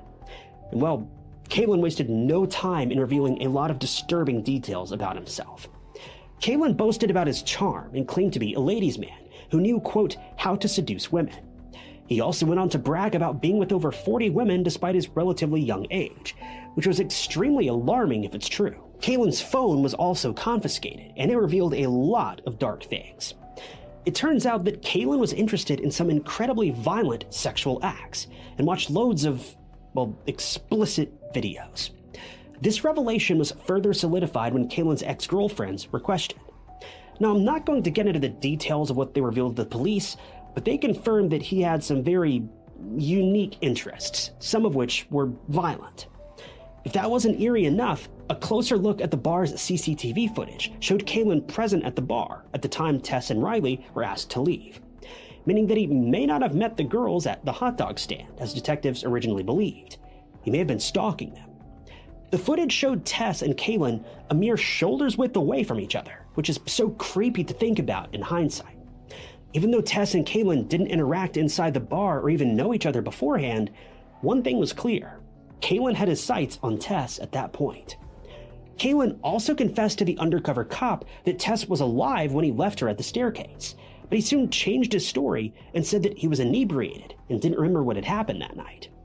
With all of this information, on March 21st, 2018, the investigators upgraded the charges on Kaylin from second degree to first degree. Finally, almost 2 years after Kaylin was arrested, his trial was scheduled for January 12th of 2020. Kaylin's attorneys argued that Tess's attacker was someone else, even naming this person in court, and they stressed that Kaylin had nothing to do with Tess's passing. But the prosecution was 2 steps ahead of the defense.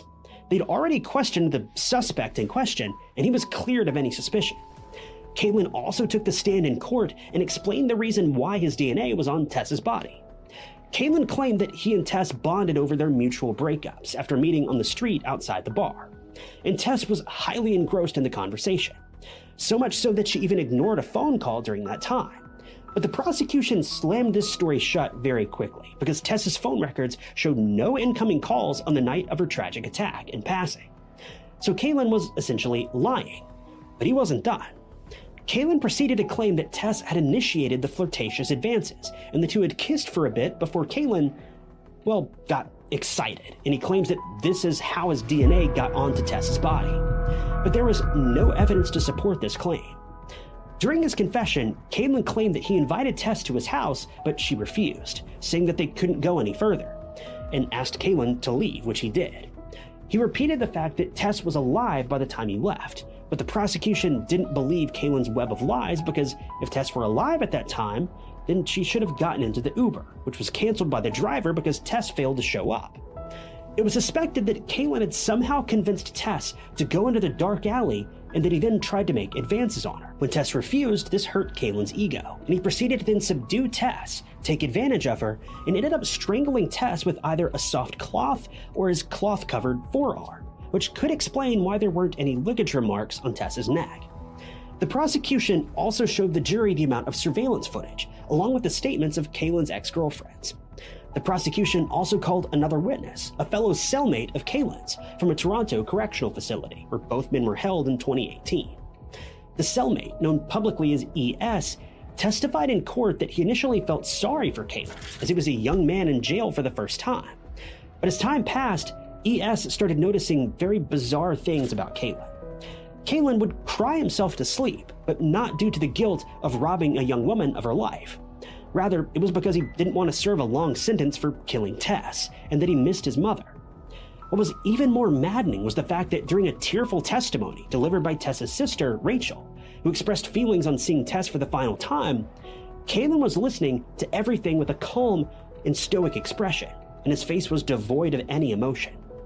Kaylin was terrified to tears of having to face consequences for what he did to an innocent woman, but he didn't even flinch when Tess's sister was breaking down in court, reminiscing on the final moments with her sister.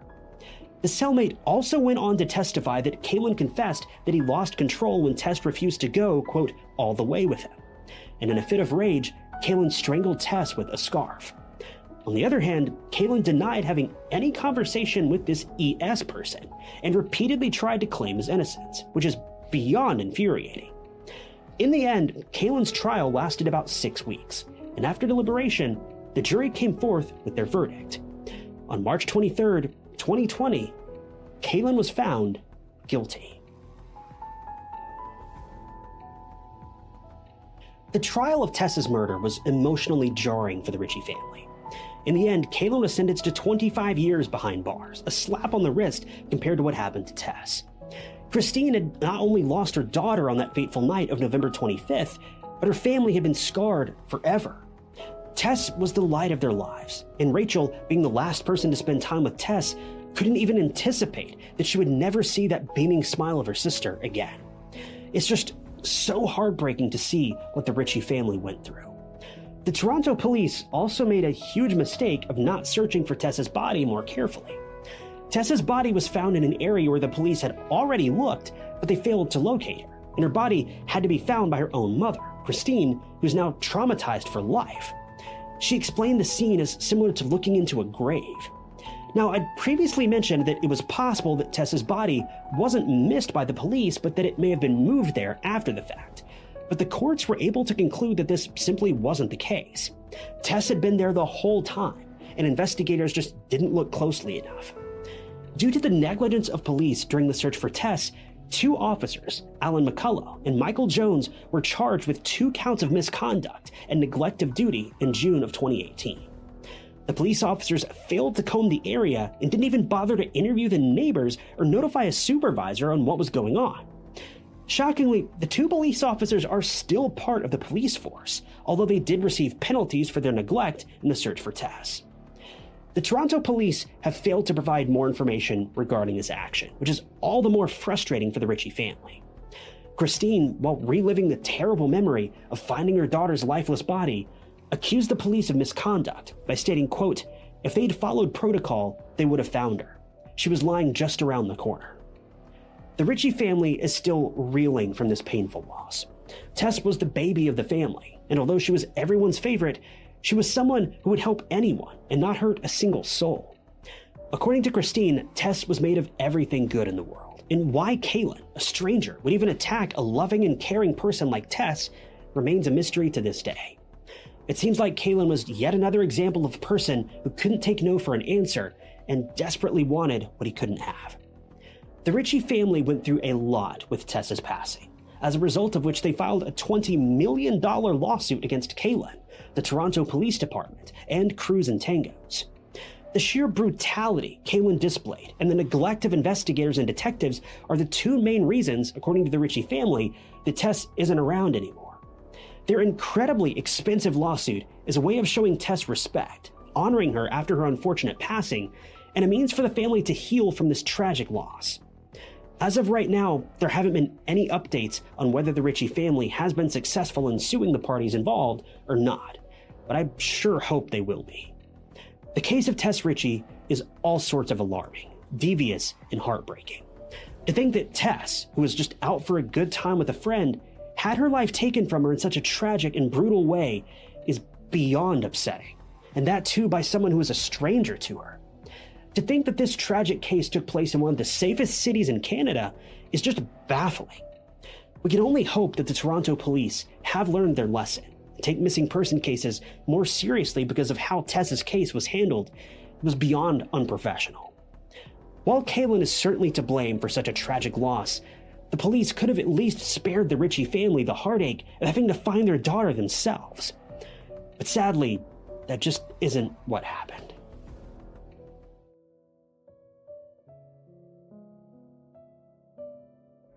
After graduating high school early, Kiely Rodni headed off to a celebration with friends in the Tahoe National Forest. In the early morning hours of August 6th, 2022, investigators say she left a campground party and was never seen again.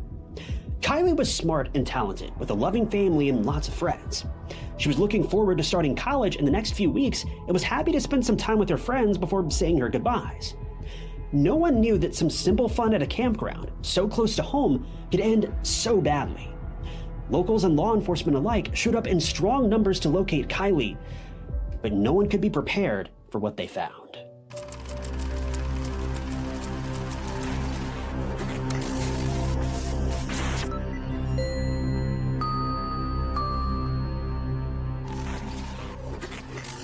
Friday, August 5th, 2022, was a beautiful day in the Tahoe National Forest, hosting clear views of Mount Shasta in the distance. Wildflowers were blooming following the wildfires of summers past, dotting the landscape with purple and yellow hues. Summertime was ending, and people were squeezing in the last few days of seasonal fun before heading back to school.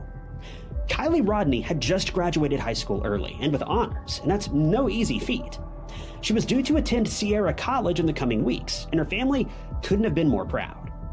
On Friday, August 5th, she spent time with her friends making creme brulee, and later she had plans to take part in a summer send-off party at Prosser Campground, which is about a 45-minute drive from Reno, not far from the state line, but it was only about 15 minutes from Kiely's home.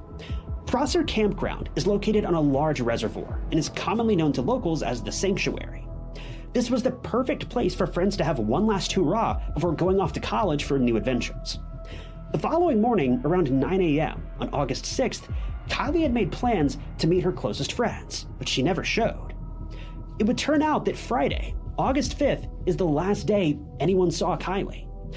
Kiely was born and raised in Truckee, California. Her parents, Lindsay and Daniel, were loving and dedicated parents. She also had an 8-year-old brother who thought that she was the best person on earth. Kiely and her family lived in a more rural area of Truckee, and some would describe it as more off-grid, although many locals in the mountain towns of California lived this way. For Kiely, this was just her ordinary way of life. She was known for being a very happy person, so it was clear that her more off-grid lifestyle was panning out great for her. As the weekend finally rolled around, Kiely couldn't have been more excited to attend the campground party with her friends. At around 6 p.m. on the 5th of August, Kiely set out towards the party, with their parents never realizing they would never see their daughter again.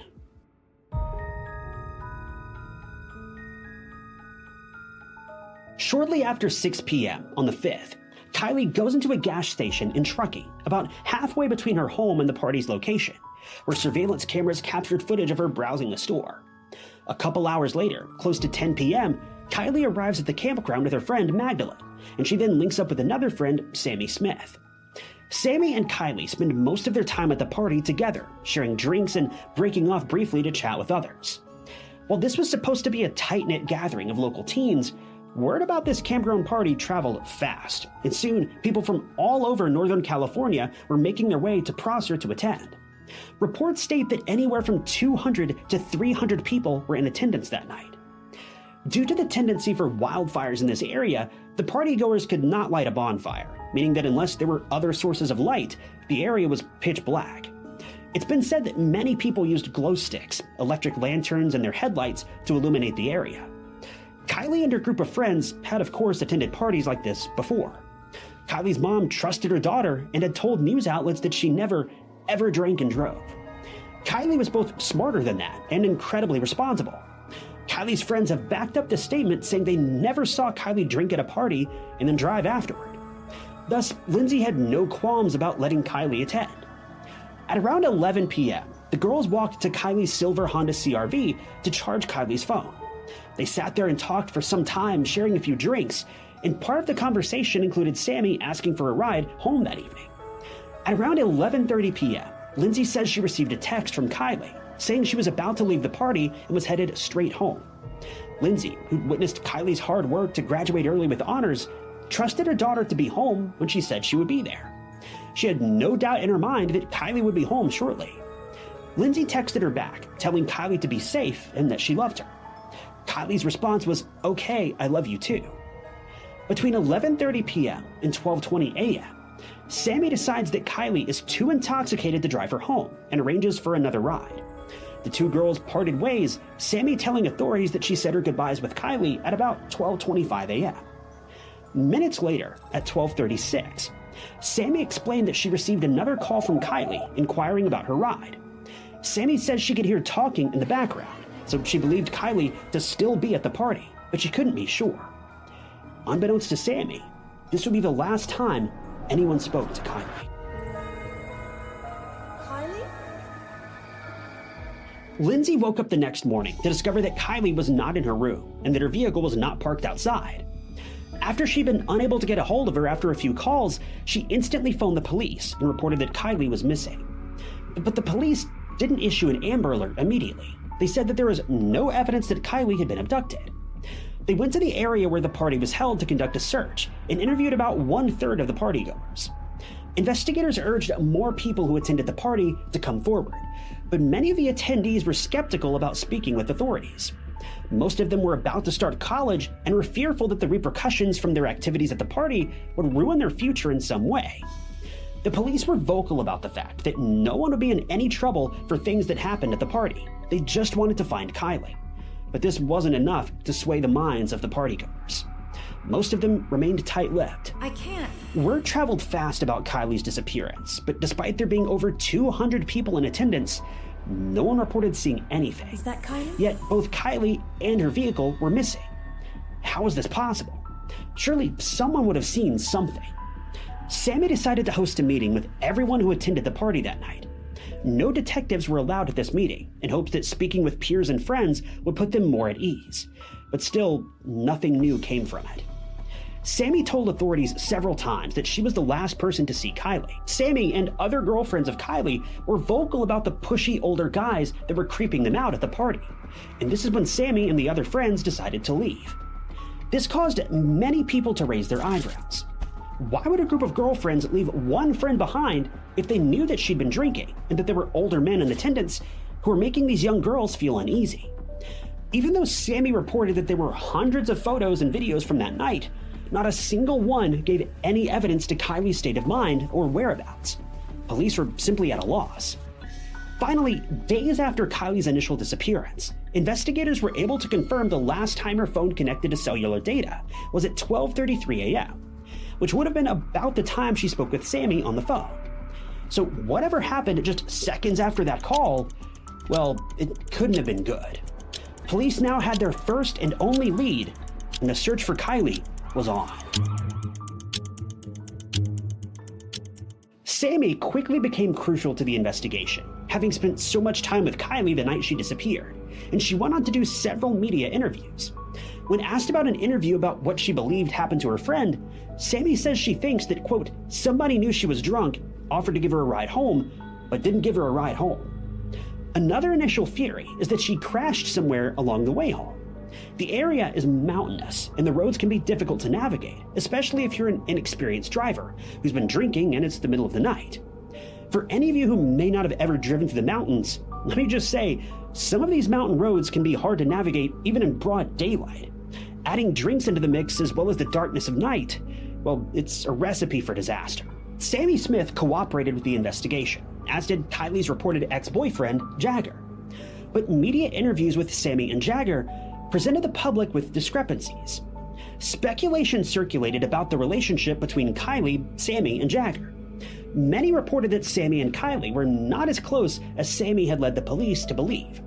At the time of her disappearance, Kiely and Sammy weren't even friends on social media, but internet sleuths discovered that Sammy and Jagger were. When Sammy and Jagger requested via social media that all in-person leads be directed to them instead of the authorities so that they could, quote, filter information, well, many started to get the feeling that something much more sinister had occurred.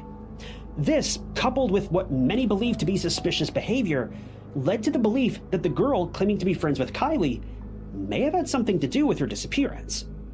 Following Jagger's public request that he be contacted with the leads, the Placer County Sheriff's Department released a statement via Twitter on August 11th, saying that they never instructed Jagger to collect witness testimony. They emphasized that all information be relayed directly to them. This only increased public suspicion around Jagger and Sammy. As photo and video footage from the party started surfacing, it was sent over to be reviewed by the authorities. By August 12, 2022, the search for Kiely intensified. Authorities and volunteers extensively searched her last known location as well as her home, looking for anything that might have led them to finding Kiely. In a town hall meeting the week after her disappearance, the Placer County Sheriff's Office outlined their extensive searches. Officials told news outlets that they'd searched as far north as Sierraville and as far east as Verde. To the south, they searched all around Truckee and extended beyond the Jackson Meadows Reservoir to the west, about a 25-mile radius from her last known location. People from the area volunteering in the search explained they didn't believe Kiely or her car was still in the Tahoe National Forest, which stretches over 800,000 miles. This is a vast and scenic area with a diverse landscape ranging from rugged peaks and dense forest to immaculate lakes and rivers.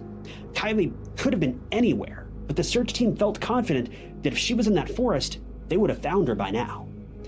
Due to conflicting information about Kiely's relationships with Jagger, Sammy, and other partygoers, many were left thinking the worst, but hoping for the best. All the while, authorities continued to piece things together bit by bit.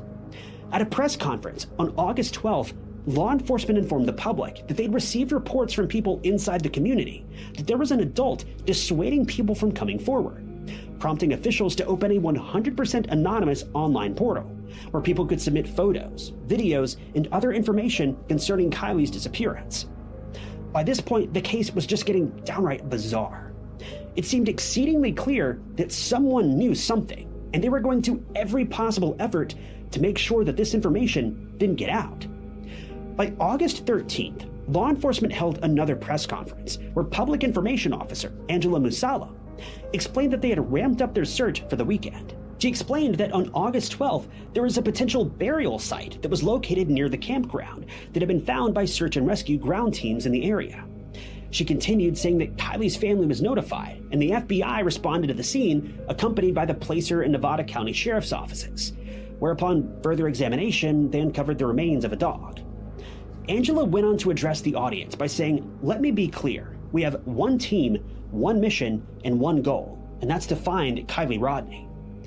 As the 9th day of the missing person investigation came to an end, the Placer County Sheriff's Office continued to follow up on 720 leads, looking for a single tip to lead them in the right direction. Meanwhile, people across the nation continued to speculate about what happened to Kiely, sitting on the edge of their seats waiting for the next clue. Occam's razor says that it's usually the simplest answer, but with an accident looking less and less likely with each passing day, what's the next simplest answer? What else could possibly cause someone to vanish without a trace from a crowded party? For a little over 2 weeks, Kiely's family had to go to sleep each night, not knowing where their precious daughter was, and her friends faced accusations from strangers all across the nation. And police worked tirelessly to find this missing girl. But then, a breakthrough. On August 21st, 2022, search and rescue YouTubers Adventures with Purpose pulled Kiely Rodni's silver CRV from the Prosser Reservoir. Adventures with Purpose is a YouTube channel that focuses primarily on cold cases. They specialize in underwater recoveries. When Kiely initially went missing, many familiar with their recoveries requested they join the search for the missing girl, and the team were happy to oblige. AWP states that a law enforcement agency reached out to them and asked for their help. Yet when they arrived, they were told that the lake had already been extensively searched with dive teams and there was nothing there. The search began in Prosser Reservoir at 10:40 a.m. on August 21st. They launched 2 sonar boats, one of which located an object at 11:15 a.m., 55 feet offshore and in only 14 feet of water, using a specialized Garmin sonar device. Nick, one of the divers, entered the water and confirmed the vehicle was the one belonging to Kiely Rodni by matching the license plate. A diver was sent down, and unfortunately, he found a body inside the cargo area of the vehicle. According to Adventures with Purpose, the Garmin EchoMap Ultra that they used to locate the vehicle cost around $2,500, a small investment for a police force of this size. It appears to be a solid investment for search and rescue teams. So if this technology is crucial for underwater searches, and a simple YouTube channel managed to purchase one, why are search and rescue teams in the area not using it? The FBI must have had the latest technology, so why were they unable to find the vehicle in the 2 weeks they helped local agencies in the search? After making the discovery, AWP made a Facebook post about the recovery mission. The team maintains that they reached out to law enforcement first, as they were working with them to locate Kiely. But at the press conference the following day, the spokesperson for the sheriff's department stated that AWP never reached out to them and that the police had to go out of their way to contact the team. Due to the amazing reputation of AWP, people have been skeptical about this information, with some believing that local law enforcement were just embarrassed by their oversight. The discovery of Kiely's vehicle was devastating to her family and the community. But even worse was when police made the haunting announcement: the body found in the back of the car was, unfortunately, Kiely. Most would assume that this would be the end of it, case closed. But things continued to get weirder from here, as people began to question local law enforcement about their efforts in finding Kiely. Doug and Nick of Adventures with Purpose stressed that they have a unique and rare skill set, and that aiding police agencies in this way is an honor. They acknowledged their support for law enforcement across the U.S., including the FBI. But as the news of the discovery surfaced, many people following the case began to wonder, how could the men from Adventures with Purpose do in less than 2 hours what several agencies, large and small, couldn't accomplish in 2 weeks? Adventures with Purpose discovered Kiely's vehicle upside down in an area that had been, quote, extensively searched by authorities. This led many to question the competence of local law enforcement, and rightfully so, especially since a trail camera in the area shows that at 12:32 a.m. on August 6th, a vehicle drove straight into the water where Kiely was found, and at the exact location where her cell phone last pinged. The local police department said that they'd spent over 15,000 man-hours searching for Kiely, only for another team to come in and find her in less than 2 hours, in the same spot where her phone last pinged. Aerial views of the location clearly show something in the water where they recovered her body. So if there were air searches conducted, how was this missed? If she drove her vehicle into the water, it should have driven through the sand. How were those tracks missed when her mom reported her missing the very next morning, less than 12 hours after she'd vanished? Doug Bishop from AWP went on to state in an interview that he found the circumstances extremely suspicious. He cites many of the things already discussed, that she was highly intelligent, on her way to college, and disappears from a large party only to be found a few hundred yards away. He explains that it isn't possible that Kiely went the wrong way down the road. He explains that this road was one way in and one way out, not to mention a road that she was very familiar with. Yet the road her vehicle ended up on had a very hard, sharp left turn onto a rough dirt road that requires four-wheel drive. Essentially, whether she was drunk or not, Kiely would have known immediately she wasn't going the right way, making her crash even more suspicious. Doug Bishop explains that where she was found within the vehicle, in the cargo compartment, was also suspicious, and that the whole thing just doesn't add up. The fact that no one is willing to talk is a huge red flag and adds to this suspicion. While this very well could be an accident, there are many inconsistencies in this story. Her friend stated that she seemed too drunk to drive and reported strange men at the party, but had no problem leaving her there alone. She clearly and coherently texted her mother, yet 30 minutes later was too inebriated to know that she was going the wrong way down a road that she'd traveled many times before. Law enforcement searched extensively, but couldn't locate a vehicle that was clearly seen from aerial cameras. It just doesn't add up. Bishop also says that it's suspicious that Kiely was located in the cargo area of the vehicle. He explains that had the windows been up, Kiely would have had the time to crawl back there. But why would she do that? Why, well, we don't know. But the thing is, when the vehicle was recovered, multiple windows were rolled down. This means the vehicle would have filled with water so quickly that she wouldn't have had time to maneuver back there. And why would she? She could so easily have maneuvered out the window to safety. The fact that she became stuck in the back of the car just makes no logical sense whatsoever. News reports claim that over 400 people pass away each year in their cars from being trapped in water. Your best chance of survival is to get out of the car before it's fully submerged. Most cars, when driven into the water, are fully submerged in less than a minute, so every second counts. Experts explain that your best bet is to get the windows down as soon as possible and escape through the front windows, not the rear. But in Kiely's case, this raises more questions.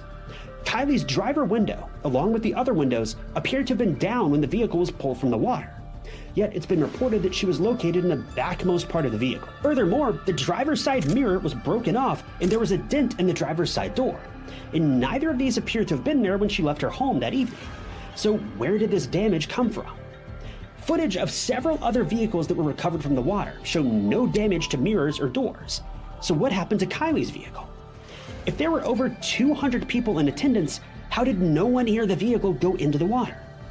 While there's so much that's still unknown, Kiely's autopsy report soon revealed the truth of this case. And it's a truth that many of us are unlikely to accept. The autopsy report was released on Thursday, October 13th, 2022, in which the cause of Kiely's passing was declared as an accident. The official report claims that she drowned. Locals find this conclusion surprising, to put it mildly. They cite suspicions due to the chief of police and the coroner being one and the same. They say that many crimes in the area are covered up or declared an accident because this is a tourist location, and having a reputation for crime would be bad for the local economy, and I second this notion. In fact, this is one of the main reasons my wife and I left our hometown.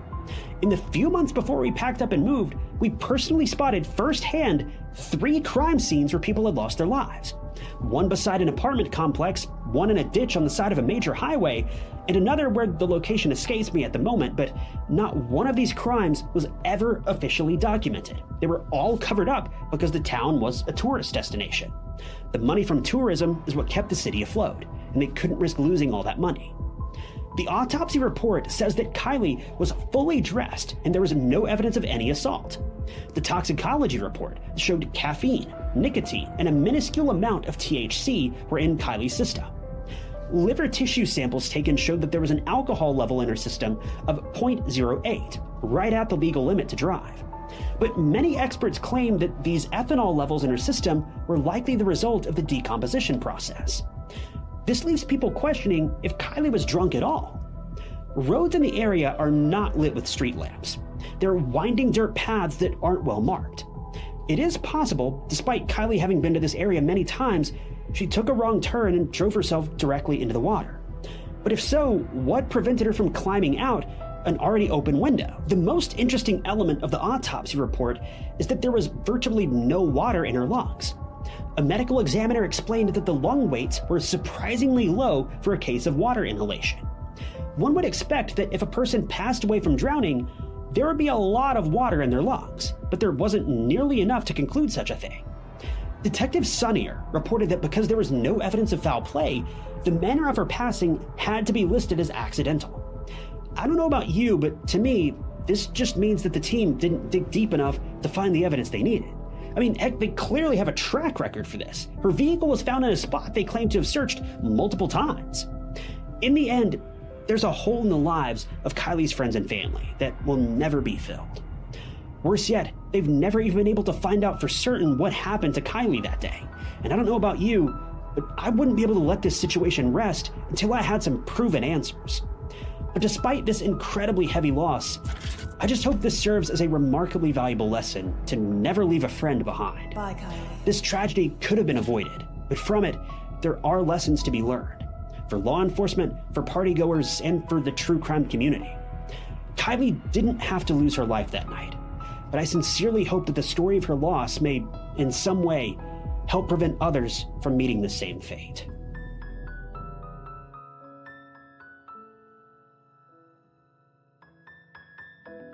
Laura Babcock had a life that was seemingly perfect.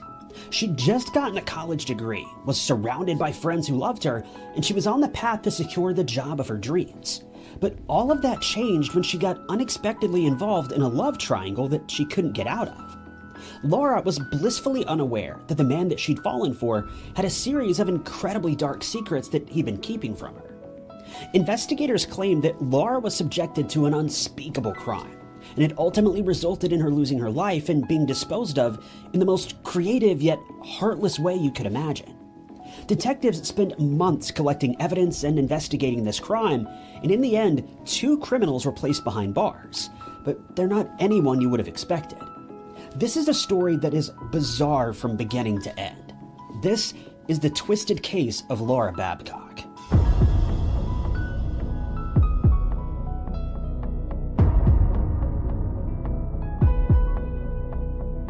Before we keep going with today's story, I want to let you guys know about the sponsor of today's video, MyHeritage. MyHeritage is the leading global service for family history research, and they even offer DNA testing that adds a whole new spin on researching your genealogy. MyHeritage is incredibly easy to use, and it's super useful if you're trying to build your own family tree. I was able to set up my own personal family tree in a matter of minutes. Once you add in the information about your parents and grandparents, MyHeritage will make the rest of the process super quick and easy. Searching over 19 billion historical documents to help connect your family members to your tree. There's a really cool feature called Instant Discoveries that'll link you with countless people from your lineage, dating back several generations, introducing you to so many people that you probably never even knew about. I was able to trace my family all the way back to 1695. I found that on my maternal grandmother's side, my family were descendants of Native Americans. On my maternal grandfather's side, we all came from Europe. On my father's side, things were a lot more simple. We've basically lived in Mississippi for hundreds of years,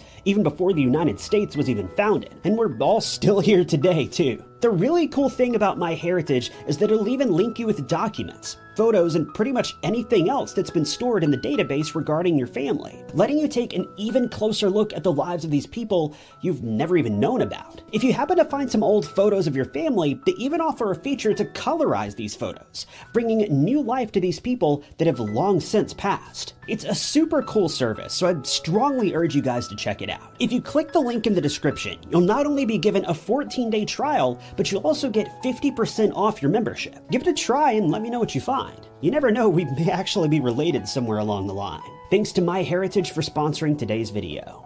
Laura Babcock was just 23 years old in the summer of 2012. Laura had a core group of friends that she depended on, as well as a family who cared deeply for her. She was known for having the most sincere love for dogs, but she also had aspirations of starting her own family one day and eventually settling down with someone she loved. Laura's personality was described pretty interestingly by one reporter who recalled her as being the perfect mixture of optimistic and conflicted. Laura was a strong young woman, but she also had a few demons. Laura had struggled with her mental health in the past, but she was on the path to making things better for herself. In 2012, she just graduated from college and got her degree in English as well as drama. She'd been attending the University of Toronto for a number of years and was super excited to finally put her life as a student behind her so that she could get to work on her career. She'd been spending her time searching for a more permanent job where she could begin to place her roots and grow. But she quickly learned that finding an honest, good-paying job isn't as easy as some people would make it seem. After spending quite some time trying to find a suitable position and being unable to do so, Laura started to get impatient. Worse yet, she'd begun having disagreements with her parents. Although Laura was 23 and equipped with a solid education, she continued to live at home with her parents while she tried to make ends meet. Her parents were happy to have her, but they had strict rules that she was expected to follow. This was the cliche situation of stay at home as long as you want, but if you live under my roof, you live by my rules. Laura respected this to a certain extent, but tensions began to rise when Laura began to push back on her parents' rules about curfew. She'd missed curfew multiple times in the past, and this was beginning to be a problem for her parents. Rather than agreeing to her parents' rules, Laura decided that enough was enough and she'd moved out on her own. Well, sort of. She moved out, but she wasn't entirely on her own just yet. She wasn't able to afford her own place to stay, so she opted to hop from couch to couch, bouncing between the homes of her various friends. While this certainly isn't a great lifestyle decision, Laura just needed some space and time away from her parents while she tried to establish herself as her own person. Her father clarified that she'd not been banished from their home due to her curfew violations, but he made it clear that he didn't approve of her coming home at 2 or 3 in the morning multiple times a week, which is when Laura eventually opted to just move out. Without a job and desperate for money, one of Laura's friends introduced her to a new idea. While waiting for a more traditional job that utilizes her degree, why not try joining the escort business? To put it plainly, an escort is someone who's paid for their companionship. Escort services are widely available to people of all genders and walks of life, and most of the time it just involves accompanying someone to an event, or just paying the person to hang out with you and be friendly. But sometimes escort services require more than simple friendship, depending on the client's requirements and requests. Laura was apprehensive about this line of work, but she knew that she needed money, and she needed it quickly. So she opted to give it a try. Those around Laura noticed that pretty soon after she joined this particular workforce, her mood began to change. Her father recalls this time in her life and says that it was clear that Laura was growing frustrated. He said she always seemed agitated and on edge and would have a hard time staying still. One of her friends recalled her time working as an escort and said that Laura had a lot of emotional issues, but that they understood each other, and overall Laura was a happy and outgoing person. But by the spring of 2012, that had begun to change. A darkness had begun to envelop Laura, and there was nothing her family could do to stop it. By July of that year, Laura stopped contacting her family, and soon after, she was never heard from again.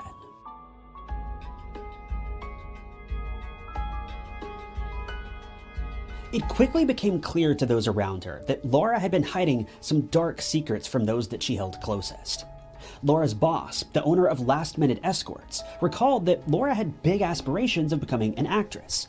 He remembered Laura fondly, explaining that she worked for him multiple times in the past. Outside of this, 3 other men spoke up about their time working with Laura. All 3 men agreed that they'd never had intimate relations with her. Their business was purely professional. But a couple of other people she worked with weren't as open about the time they spent with Laura, leaving a lot of room for speculation. One of her former clients was a TV and film producer who let Laura stay at his house for at least 2 weeks. Another of her clients was a doctor who offered to help Laura pay for an apartment so that she could be on her own. But both this doctor and all of Laura's other clients stopped hearing from her in early July of 2012.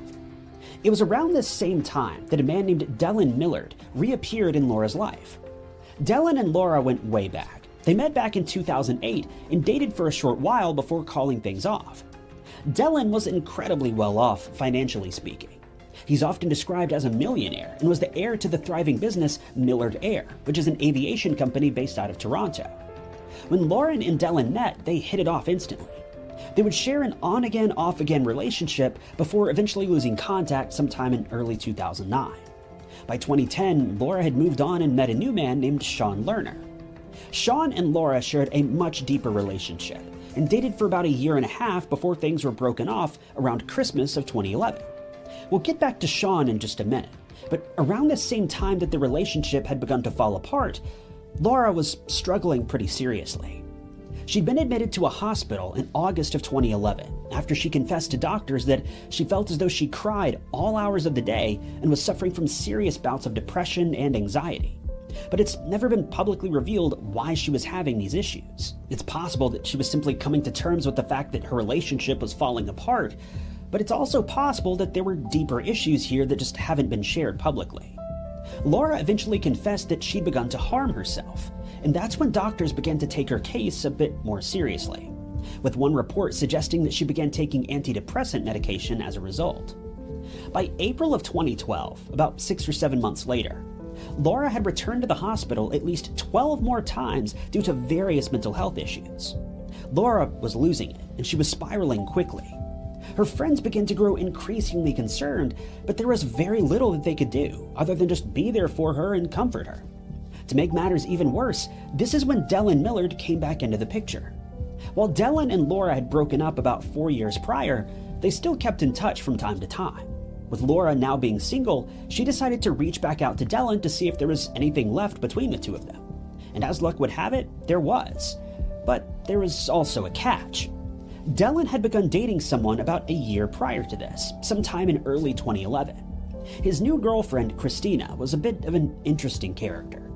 She and Laura had multiple arguments, and what it ultimately boiled down to was Christina being jealous of the bond that Laura and Delyn shared.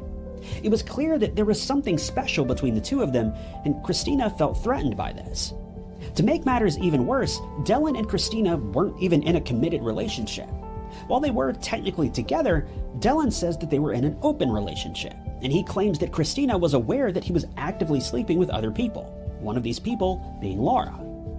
In February of 2012, Laura turned 23, and on her birthday, she received a text from Christina.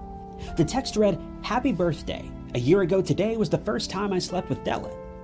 Laura, seemingly unfazed by this, responded by saying, "That's fine, I slept with him a couple weeks ago." It was clear from this moment on there was some serious bad blood between the two, but Delyn wanted no part of it. It would seem that Delyn wasn't looking to reignite anything serious with Laura. This became clear when he texted her a short while later and explained that he felt that Laura was a bad influence for him. He requested that she not contact him anymore until she'd made a, quote, huge leap of self-discovery. He concluded this by saying, "As I said before, good luck with life." It was very clear that Delyn was done with Laura, but Laura's version of events paints a different picture. While Delyn claims that Christina knew about his promiscuity, Laura doesn't believe that Christina knew the extent of Delyn's actions. A text that she sent to another friend named Andrew suggests that Delyn was cheating on Christina behind her back, and the two weren't actually in an open relationship. Laura seems to have regretted hooking up with Delyn to an extent, because she believed he and Christina were on the same page, but would soon learn after that they weren't. I'll spare you all of the he said, she said drama and cut to the chase. In April of 2012, Christina had had enough. She wanted Laura out of their lives for good, and Delyn admitted that he was willing to make that happen. He texted Christina and told him that he'd take care of Laura. He didn't even beat around the bush about it. When Christina asked what he planned to do, he said, quote, "First, I'm going to hurt her. Then I'll make her leave. I will remove her from our lives."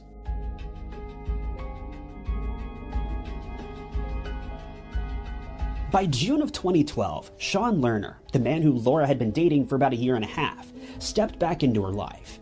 He'd heard about how bad off she was and he wanted to do his best to help her. The two had no plans of getting back together, but Sean still cared for Laura deeply and wanted to help her get back on her feet. Sean had also learned that Laura had begun working for last-minute escorts. When he found out about how bad of shape she was in, he paid for her to stay in a motel for a few days and even gave her an iPad so that she could look for apartments in the area. When he pressed Laura about her involvement in the escort business, she repeatedly assured him that her business was not of a sexual nature, and that she was nothing more than arm candy for lonely men. Sean says that he still believes there was more to it than this. If this weren't bad enough, several of Laura's friends also explained that around this same time, they have reason to believe that Laura had developed an addiction to illegal substances. Laura, to put it lightly, was not having a good time. You can't help but feel terrible for her after everything she'd been through. But at this same time, we also have to admit Laura was an adult, capable of making adult decisions. It seems that she just kept making one bad decision after another, and it led her down a path that quickly became too treacherous to come back from. All throughout this time, despite Laura's claims that she didn't want to be involved with Dylan, and despite his claims that he didn't want to be involved with her either, Laura and Dylan remained in almost constant contact. In fact, in the days leading up to her disappearance, Laura and Dylan spoke on the phone at least 100 times. I wasn't able to confirm if this communication was via calls or texts, but either way, they were still on speaking terms and they were making the most of it. The two had made plans to meet up on the evening of July 3rd, and later that night, Laura headed toward Kipling subway station in Toronto, where Dylan picked her up, driving her to his home. An hour later, Laura's phone turned off and would never come back on again. Now, fair warning, the case takes a rapid nosedive from here, and the events all take place rather quickly, one right after the other. So buckle down and maybe even take some notes because things are about to get crazy in very rapid succession. After Laura met up with Dylan that evening, Dylan sent out a text message at around 7:30 p.m. to his friend Mark Smitch. The message read, "I'm on a mission, back in 1 hour." No further texts were sent after this. The very next day, Sean Lerner received a notification that the iPad that he'd given Laura had suddenly been renamed Mark's iPad. Safe to assume that Dylan's aforementioned friend, Mark, had come into possession of Laura's iPad. But how?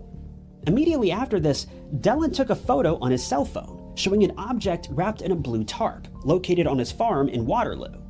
And it's been suggested that this photo was shared with Mark. Later that same day, Dylan accepted a same-day delivery for a brand new mattress. I think we can all tell what's probably going on here. Laura spends the night, then all of a sudden Dylan's taking photos of something wrapped in a tarp, then buying a new mattress? Things were getting fishy to say the least. But if this wasn't clear enough, things are about to get worse. In the days leading up to all this, Dylan had contacted his mechanic friend and asked him to make arrangements to deliver an animal incinerator to his farm. This incinerator arrived on July 5th, 2 days after Laura was last seen. This brings us to July 14th, 2012, the day that Laura's family decided to file a missing person report. See, Laura was known to lose touch with her parents from time to time. After all, they were still caught up in a bit of a disagreement at this point. But it was incredibly unusual for Laura to not make contact with her friends. It's been noted that she spoke to her friends literally every single day up to this point. But when the missing person report was filed, Sean Lerner says that police didn't seem concerned in Laura's case at all, especially after they learned about her mental health issues and her work as an escort. It was almost as if they completely shut down after learning this. 9 days passed by without any leads coming to or from the police who were working the case. But on the evening of July 23rd, Dylan sent a text message to Mark saying, "Barbecue has run its warm-up. It's ready for meat." Immediately after this text was sent, Dylan made a Google search, seeking the correct temperature for cremation. Soon after, Dylan took a photo of Mark standing next to the cooker. The objects that were seen inside the cooker at this point were later described by a forensic expert as resembling human bones.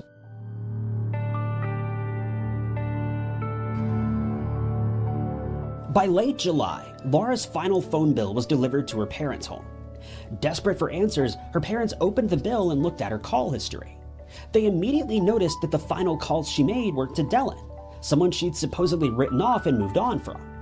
This was the biggest red flag her parents could have possibly found, and they immediately called all her other friends, desperate for more information about her secret relationship with Dylan. One of the people her parents reached out to was Sean Lerner. Sean took it upon himself to reach out to Dellen, asking if he had any information about Laura. He sent Dellen a text that read, quote, "I'm not looking to point a finger at anyone, but we're concerned about Laura, and it looks like you were the last person to correspond with her."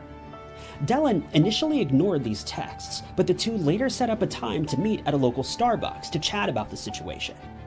When the date finally rolled around, the two spoke briefly before Dellen began making allegations that Laura was nothing but an addict who continued hounding him hoping for a fix. Dellen says he repeatedly denied Laura's requests and had no involvement in her disappearance. But then he made a pretty shocking statement. As the two ended their conversation, Dellen informed Sean that he should have, quote, "no reasonable expectation of finding her." This brings us to August of 2012, when the pieces finally began to fit together. Mark had invited a few of his friends over to his mother's home, and they were hanging out in the garage when Mark began rapping.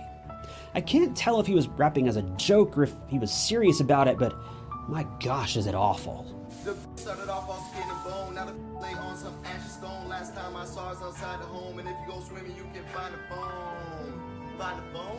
What? Find a phone. If you go swimming, you can find a phone. Find a phone. Find a phone. You can find a phone. If you go swimming, you can find a phone. Lay on ashes stone. In this weird rap, Mark says that she started off as skin and bone, and now she lays on ashy stone. And he ends the segment by claiming, if you go swimming, you can find her phone. I don't know about you, but this sounds like a confession if I've ever heard one. Mark's friends were apparently shocked by this as well, and that's why they eventually agreed to testify against Mark, saying that he would later confess to claiming a girl's life, burning the remains, and then disposing of the evidence in a lake. Mark was very clearly terrible at keeping secrets. This was all investigators needed to pin both Mark and Dellen for the disappearance of Laura Babcock. But this isn't the end of the case by any means. After detectives learned of Mark's ridiculous confession, they obviously pieced together the connection to Laura Babcock's case. But they also started to reinvestigate another crime that involved Dellen's own father, Wayne Millard. Wayne had lost his life a while back, but investigators initially ruled that he'd claimed his own life, resulting in Dellen becoming the heir to his father's multi-million-dollar estate. But now that they learned the extent of Dellen's involvement with Laura, they wanted to re-examine his father's case, planning to pin Dellen for that crime as well. If this weren't bad enough, investigators also learned of a third man who was involved with Dellen. This man had listed a pickup truck for sale on a local shopping app, and Dellen and Mark showed up to test drive it. While out driving the car, they claimed the life of the owner and presumably stole the truck. This victim was also disposed of in the duo's makeshift incinerator.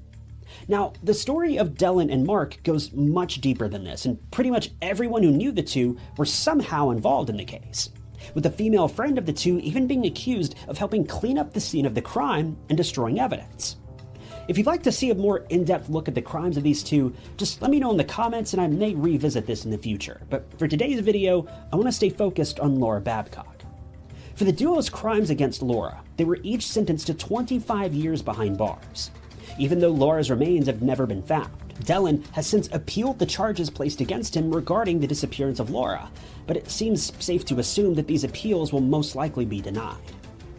Thankfully, Laura's family were finally able to get justice for the horror that their daughter was put through. But in the end, this doesn't bring Laura back. It doesn't really solve anything at all. We may never know why Dellen went to such drastic means to get Laura out of his life. There's truly no sense to it. It's heartwarming to know that this pathetic shell of a man was finally taken off the streets of Toronto. But it doesn't change the fact that the damage is already done.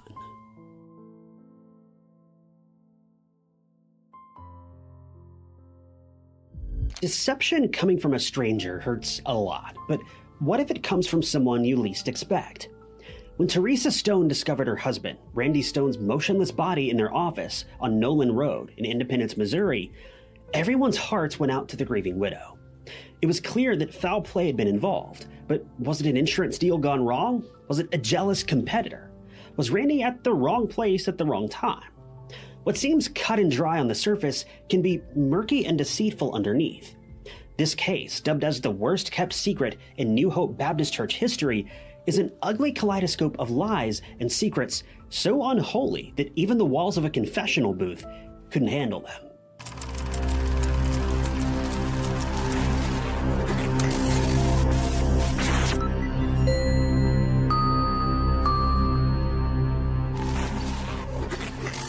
Randy Stone was born on June 14, 1967 in Kansas City, Missouri, where he spent all of his life. He was a devout Christian and religiously attended church with his family. Randy was defined as a tough guy with a heart of gold. He was also very competitive, fond of fitness, and sports took almost all of his free time. Right down the street from the Stone family was the Greenwald family. And one day while playing on these very streets, Randy met a girl named Teresa Greenwald.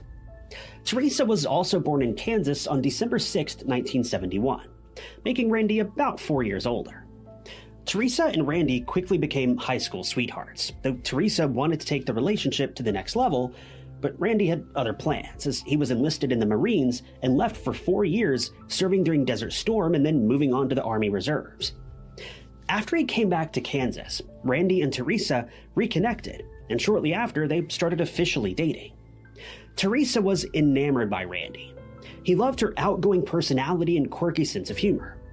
Teresa was no stranger to the Stone family either, because they practically lived within walking distance, and she was considered family. They all loved that Randy and Teresa were in a happy relationship.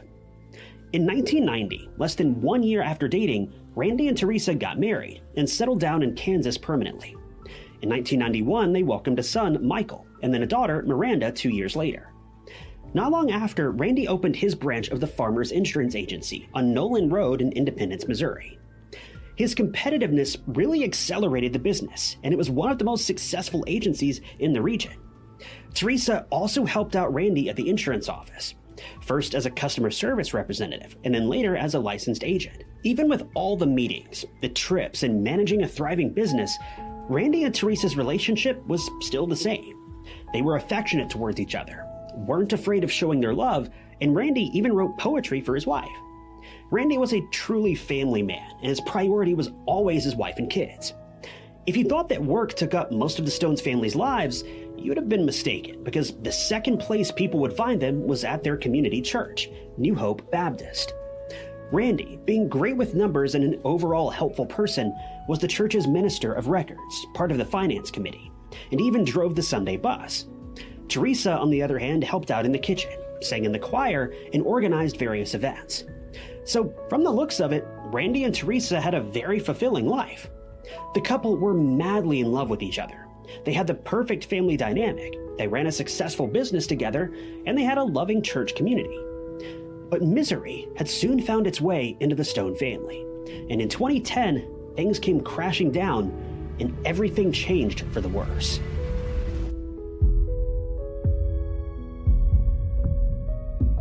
March 31st, 2010 was just another normal day for 39-year-old Teresa. She spent the afternoon with her daughter running errands before dropping by Randy's office to finish her workday.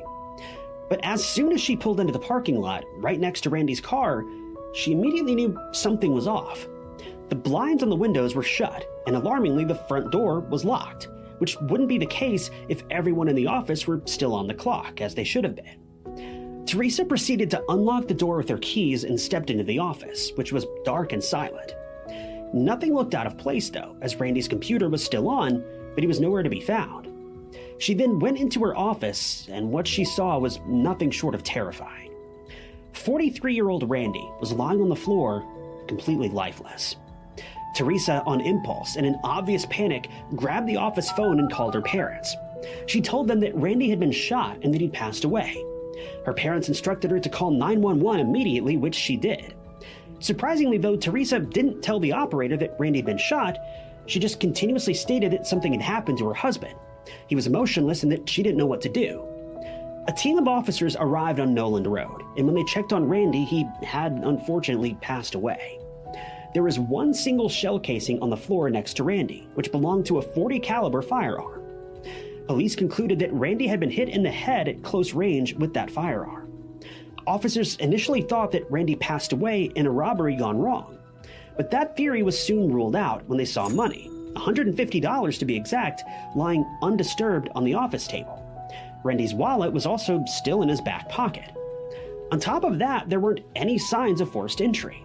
So officers immediately thought that Randy was probably attacked by someone he knew, and they wanted to investigate this case in light of a possible homicide. But there is one more thing that the police discovered, which turned the case on its head. In the trash can, right next to Randy's body, was a torn-up letter that officers immediately took in as evidence.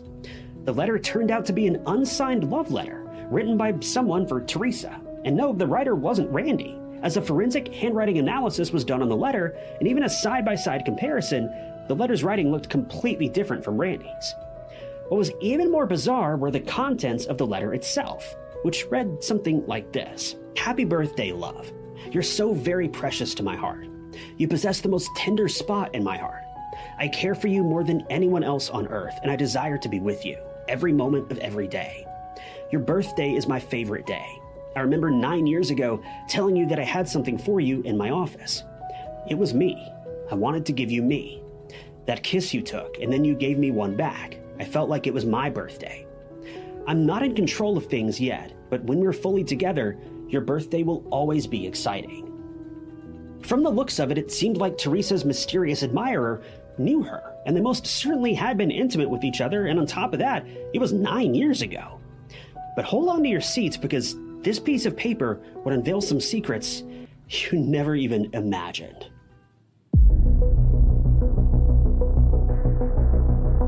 The news of Randy's tragic passing quickly spread throughout the city. His family was struck with unimaginable grief and shock. Meanwhile, Teresa was taken to the station for a statement so that the police could get more information on who would actually want to hurt Randy, a person who was honorable and well-loved in the community and had no enemies. Teresa gave Detective Keith Rosewarne a detailed rundown on what had happened earlier that day. She was very forthcoming, precise with her explanation, and had an airtight alibi. Interestingly, she remained calm and collected, and even though her voice sounded quivery, there weren't any tears in her eyes. Now, a lot of people thought that this was her way of grieving. Some people just never shed a tear until days, weeks, or even months after the fact. Still, it was weird how she acted throughout the investigation, considering her loving, loyal, and caring husband of 20 years had tragically and suddenly passed away. Detective Rosewarne thought that Teresa was acting suspiciously, especially when he asked about the firearm used on Randy. The police actually found out that Randy had also owned a .40 caliber handgun, but Teresa claimed that he'd sold the gun a while ago, but she didn't know who he sold it to. Teresa was also questioned about the letter. She initially feigned confusion, but as she was left alone for a moment in the interrogation room, which, mind you, had hidden cameras and voice recording devices, she was seen muttering, "Oh great, I forgot about that." When the questioning continued, Teresa said that the letter was actually from a secret admirer, and that it was left on her car doors several years back. To add to the oddness, Teresa said that she had just found the letter a few days back, tucked away in her wallet, and she'd trashed it. Now, I don't know about you, but if someone gets an anonymous love letter, they probably trash it right away, especially considering Teresa was married with children. So why would Teresa keep a letter like that? Regardless, Teresa was allowed to go home after the interview because even though Detective Rosewarne was suspicious of her, he needed more proof. Now, you would think that Teresa was absolutely broken over the tragic passing of her husband, but her actions were more skeptical than anything. Just a day after Randy's unfortunate passing, Teresa was digging into Randy's file cabinets and asking his friend, Robert Davis, about how much money she was going to get from Randy's 2 life insurance policies that he took out. To say that Robert was taken aback by Teresa's lack of emotion and apparent hunger for money was an understatement. Fast forward to April 6th of 2010, just a short while later, and Randy's funeral was held in the New Hope Baptist Church. The church was overflowing with people since Randy was a very respectable man in the community, and they were there to pay their respects and support Randy's family during this painful time. Randy's eulogy was delivered by the pastor, David Love, who had known him for years and was also one of his best friends at church. So overall, it was a very sad day. The police, though, were also at the funeral in hopes of finding a lead on Randy's case. They questioned a lot of people, and on April 20th, Teresa was called in again for questioning.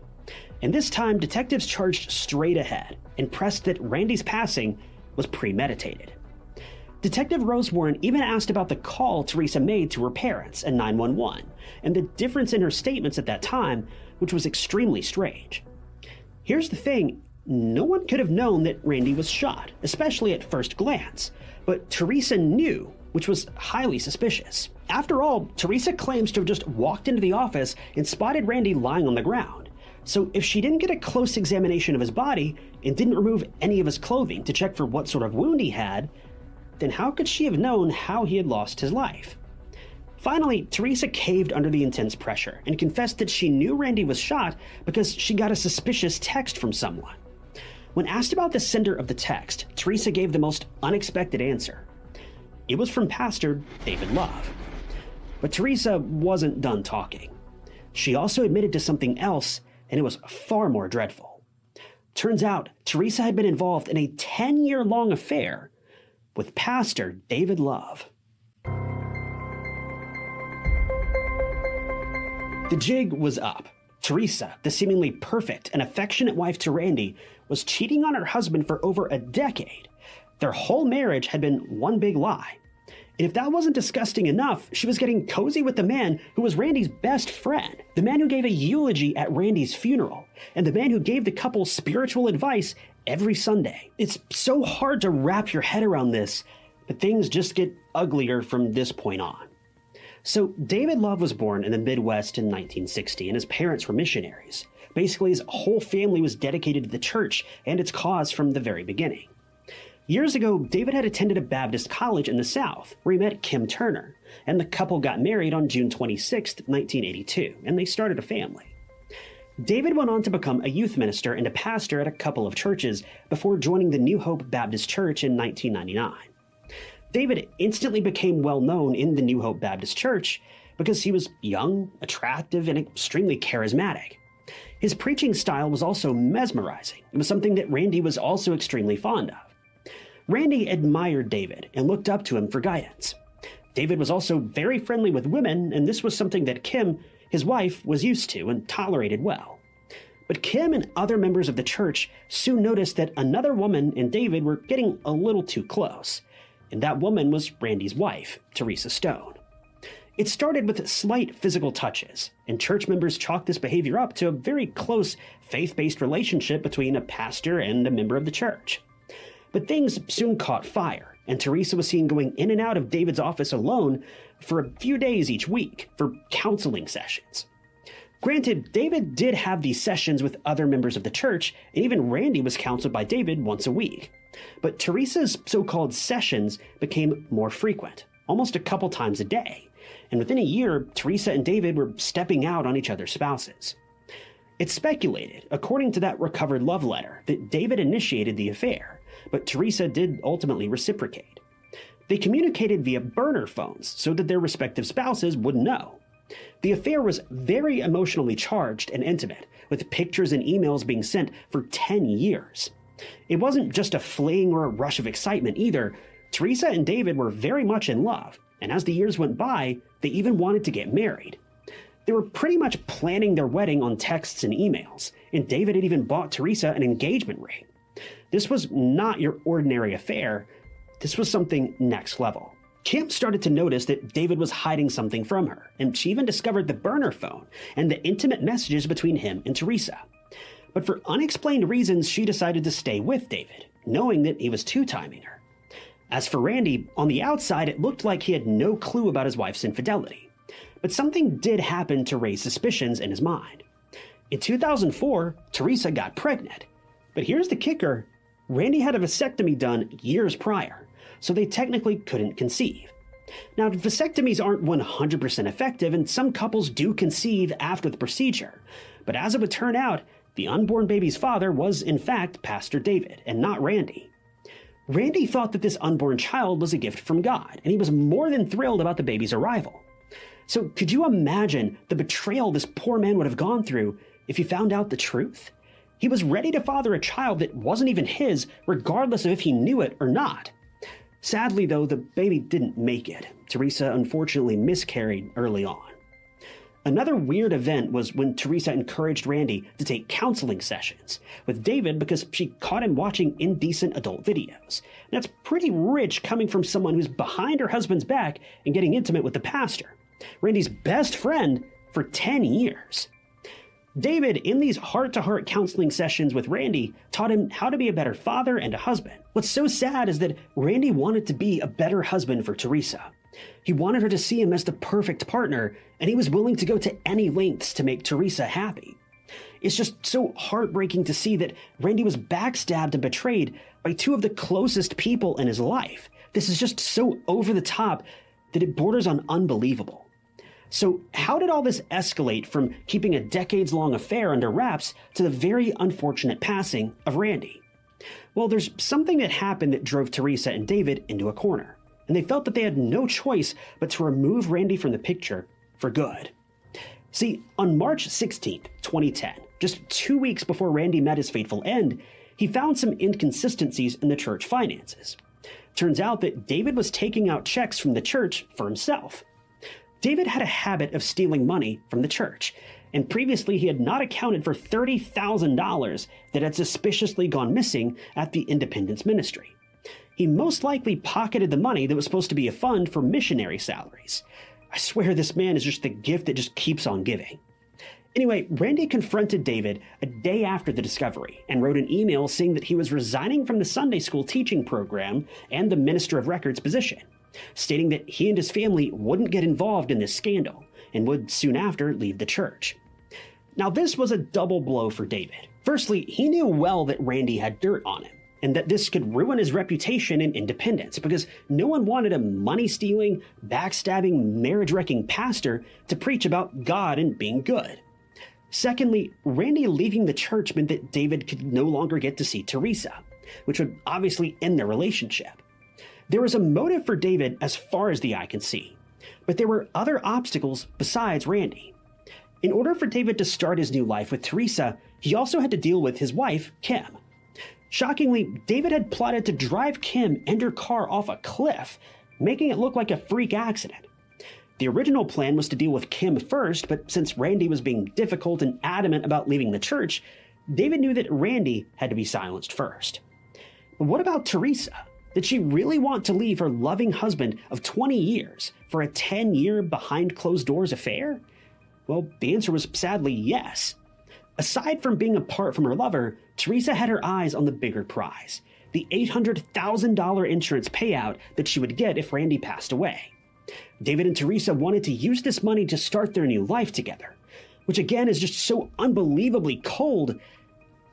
I just can't. But regardless, a plan was concocted.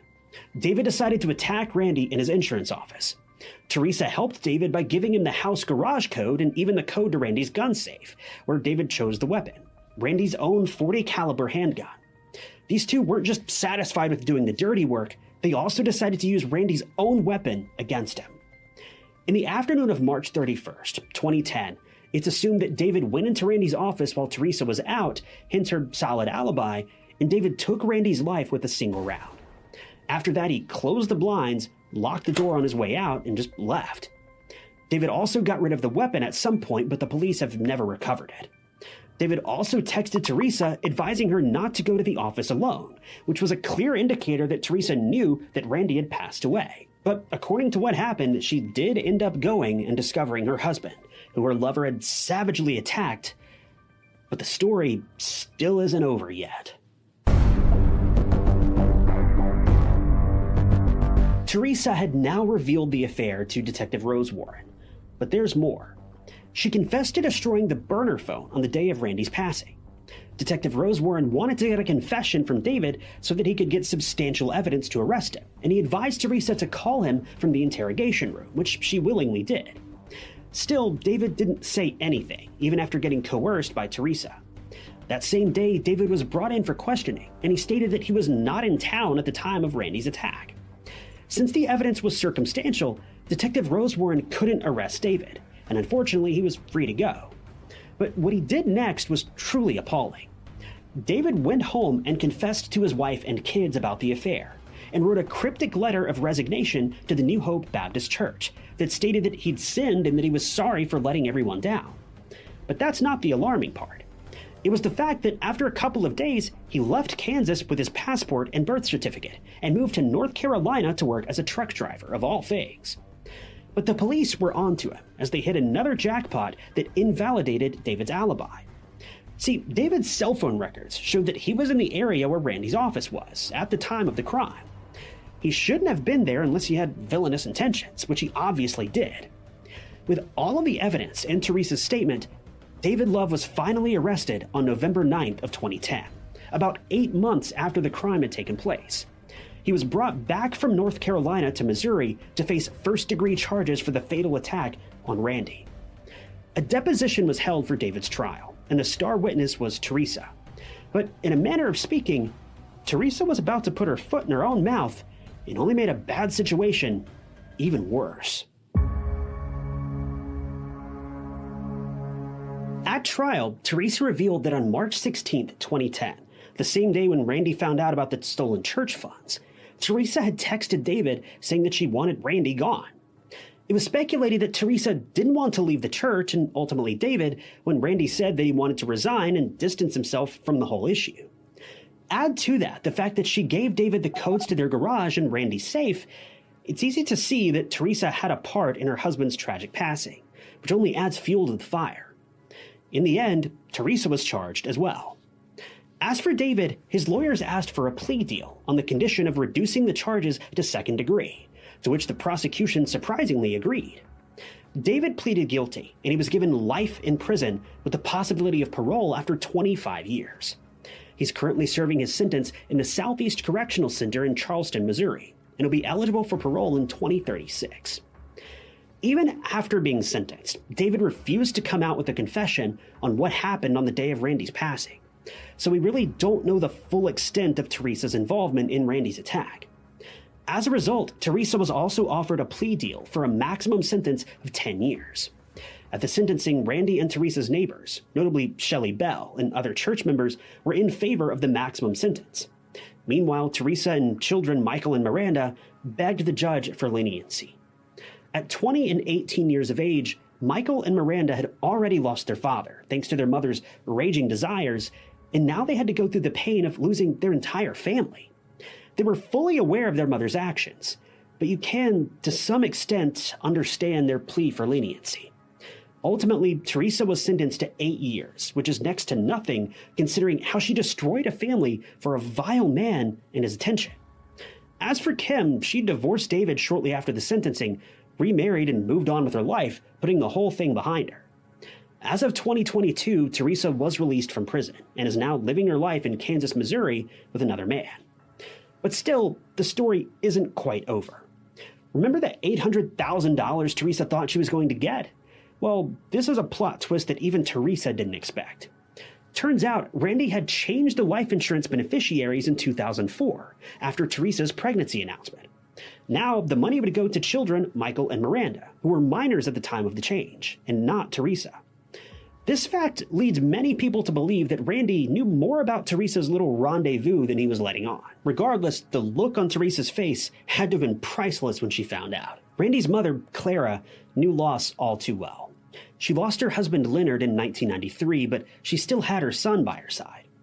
Clara was extremely proud of David and all of his accomplishments. She was an advocate for forgiveness, firmly believing that her son didn't deserve to lose his life. She says that if her daughter-in-law was unhappy, she should have just filed for divorce, even though it's frowned upon in their faith. Clara lamented that at least her son and the father of their children would still be alive, and I agree wholeheartedly. I, too, don't believe divorce should ever be on the table, except for rare circumstances that most of us will never experience. Considering this is a religious-oriented case, you can take a quick look at Scripture and see that we're only ever given one single justification for divorce: adultery. This is mentioned in Matthew 5:32 and Matthew 19:9. Now, you could also make a case for abandonment as well, based on 1 Corinthians 7:15, but that justification is less clear. With this in mind, both David and Teresa were already breaking the #1 rule of marriage: don't cheat on your spouse. So with that in mind, why not go ahead and break another rule and just get divorced? After all, no single sin is greater than another. We know this from James 2:10. So they may as well have just gotten divorced and moved on. They clearly weren't concerned with practicing what they preached anyway. I just can't seem to understand why Teresa and David chose to end David's life other than the obvious motive of getting the life insurance payout after his passing. But from the way I understand the story, the life insurance payout was more of an afterthought than anything. This case is the epitome of betrayal. To think that Randy, a loving member of the community, was seen as nothing more than a problem for his wife and supposed best friend is mind-boggling. In the end, this case just leaves everyone devastated. These two supposedly Christian individuals broke two of the most obvious rules in Christianity. Don't betray your spouse and don't take someone else's life. Even if you dislike someone, Christians are commanded, not suggested, but commanded to love that person anyway, in Luke 6:27, just as you would love yourself or your neighbor, especially if that person is your own spouse. But for both Teresa and David, they chose to ignore these commandments and just do whatever they wanted to do. And unfortunately, David paid the ultimate price for sins that weren't even his own.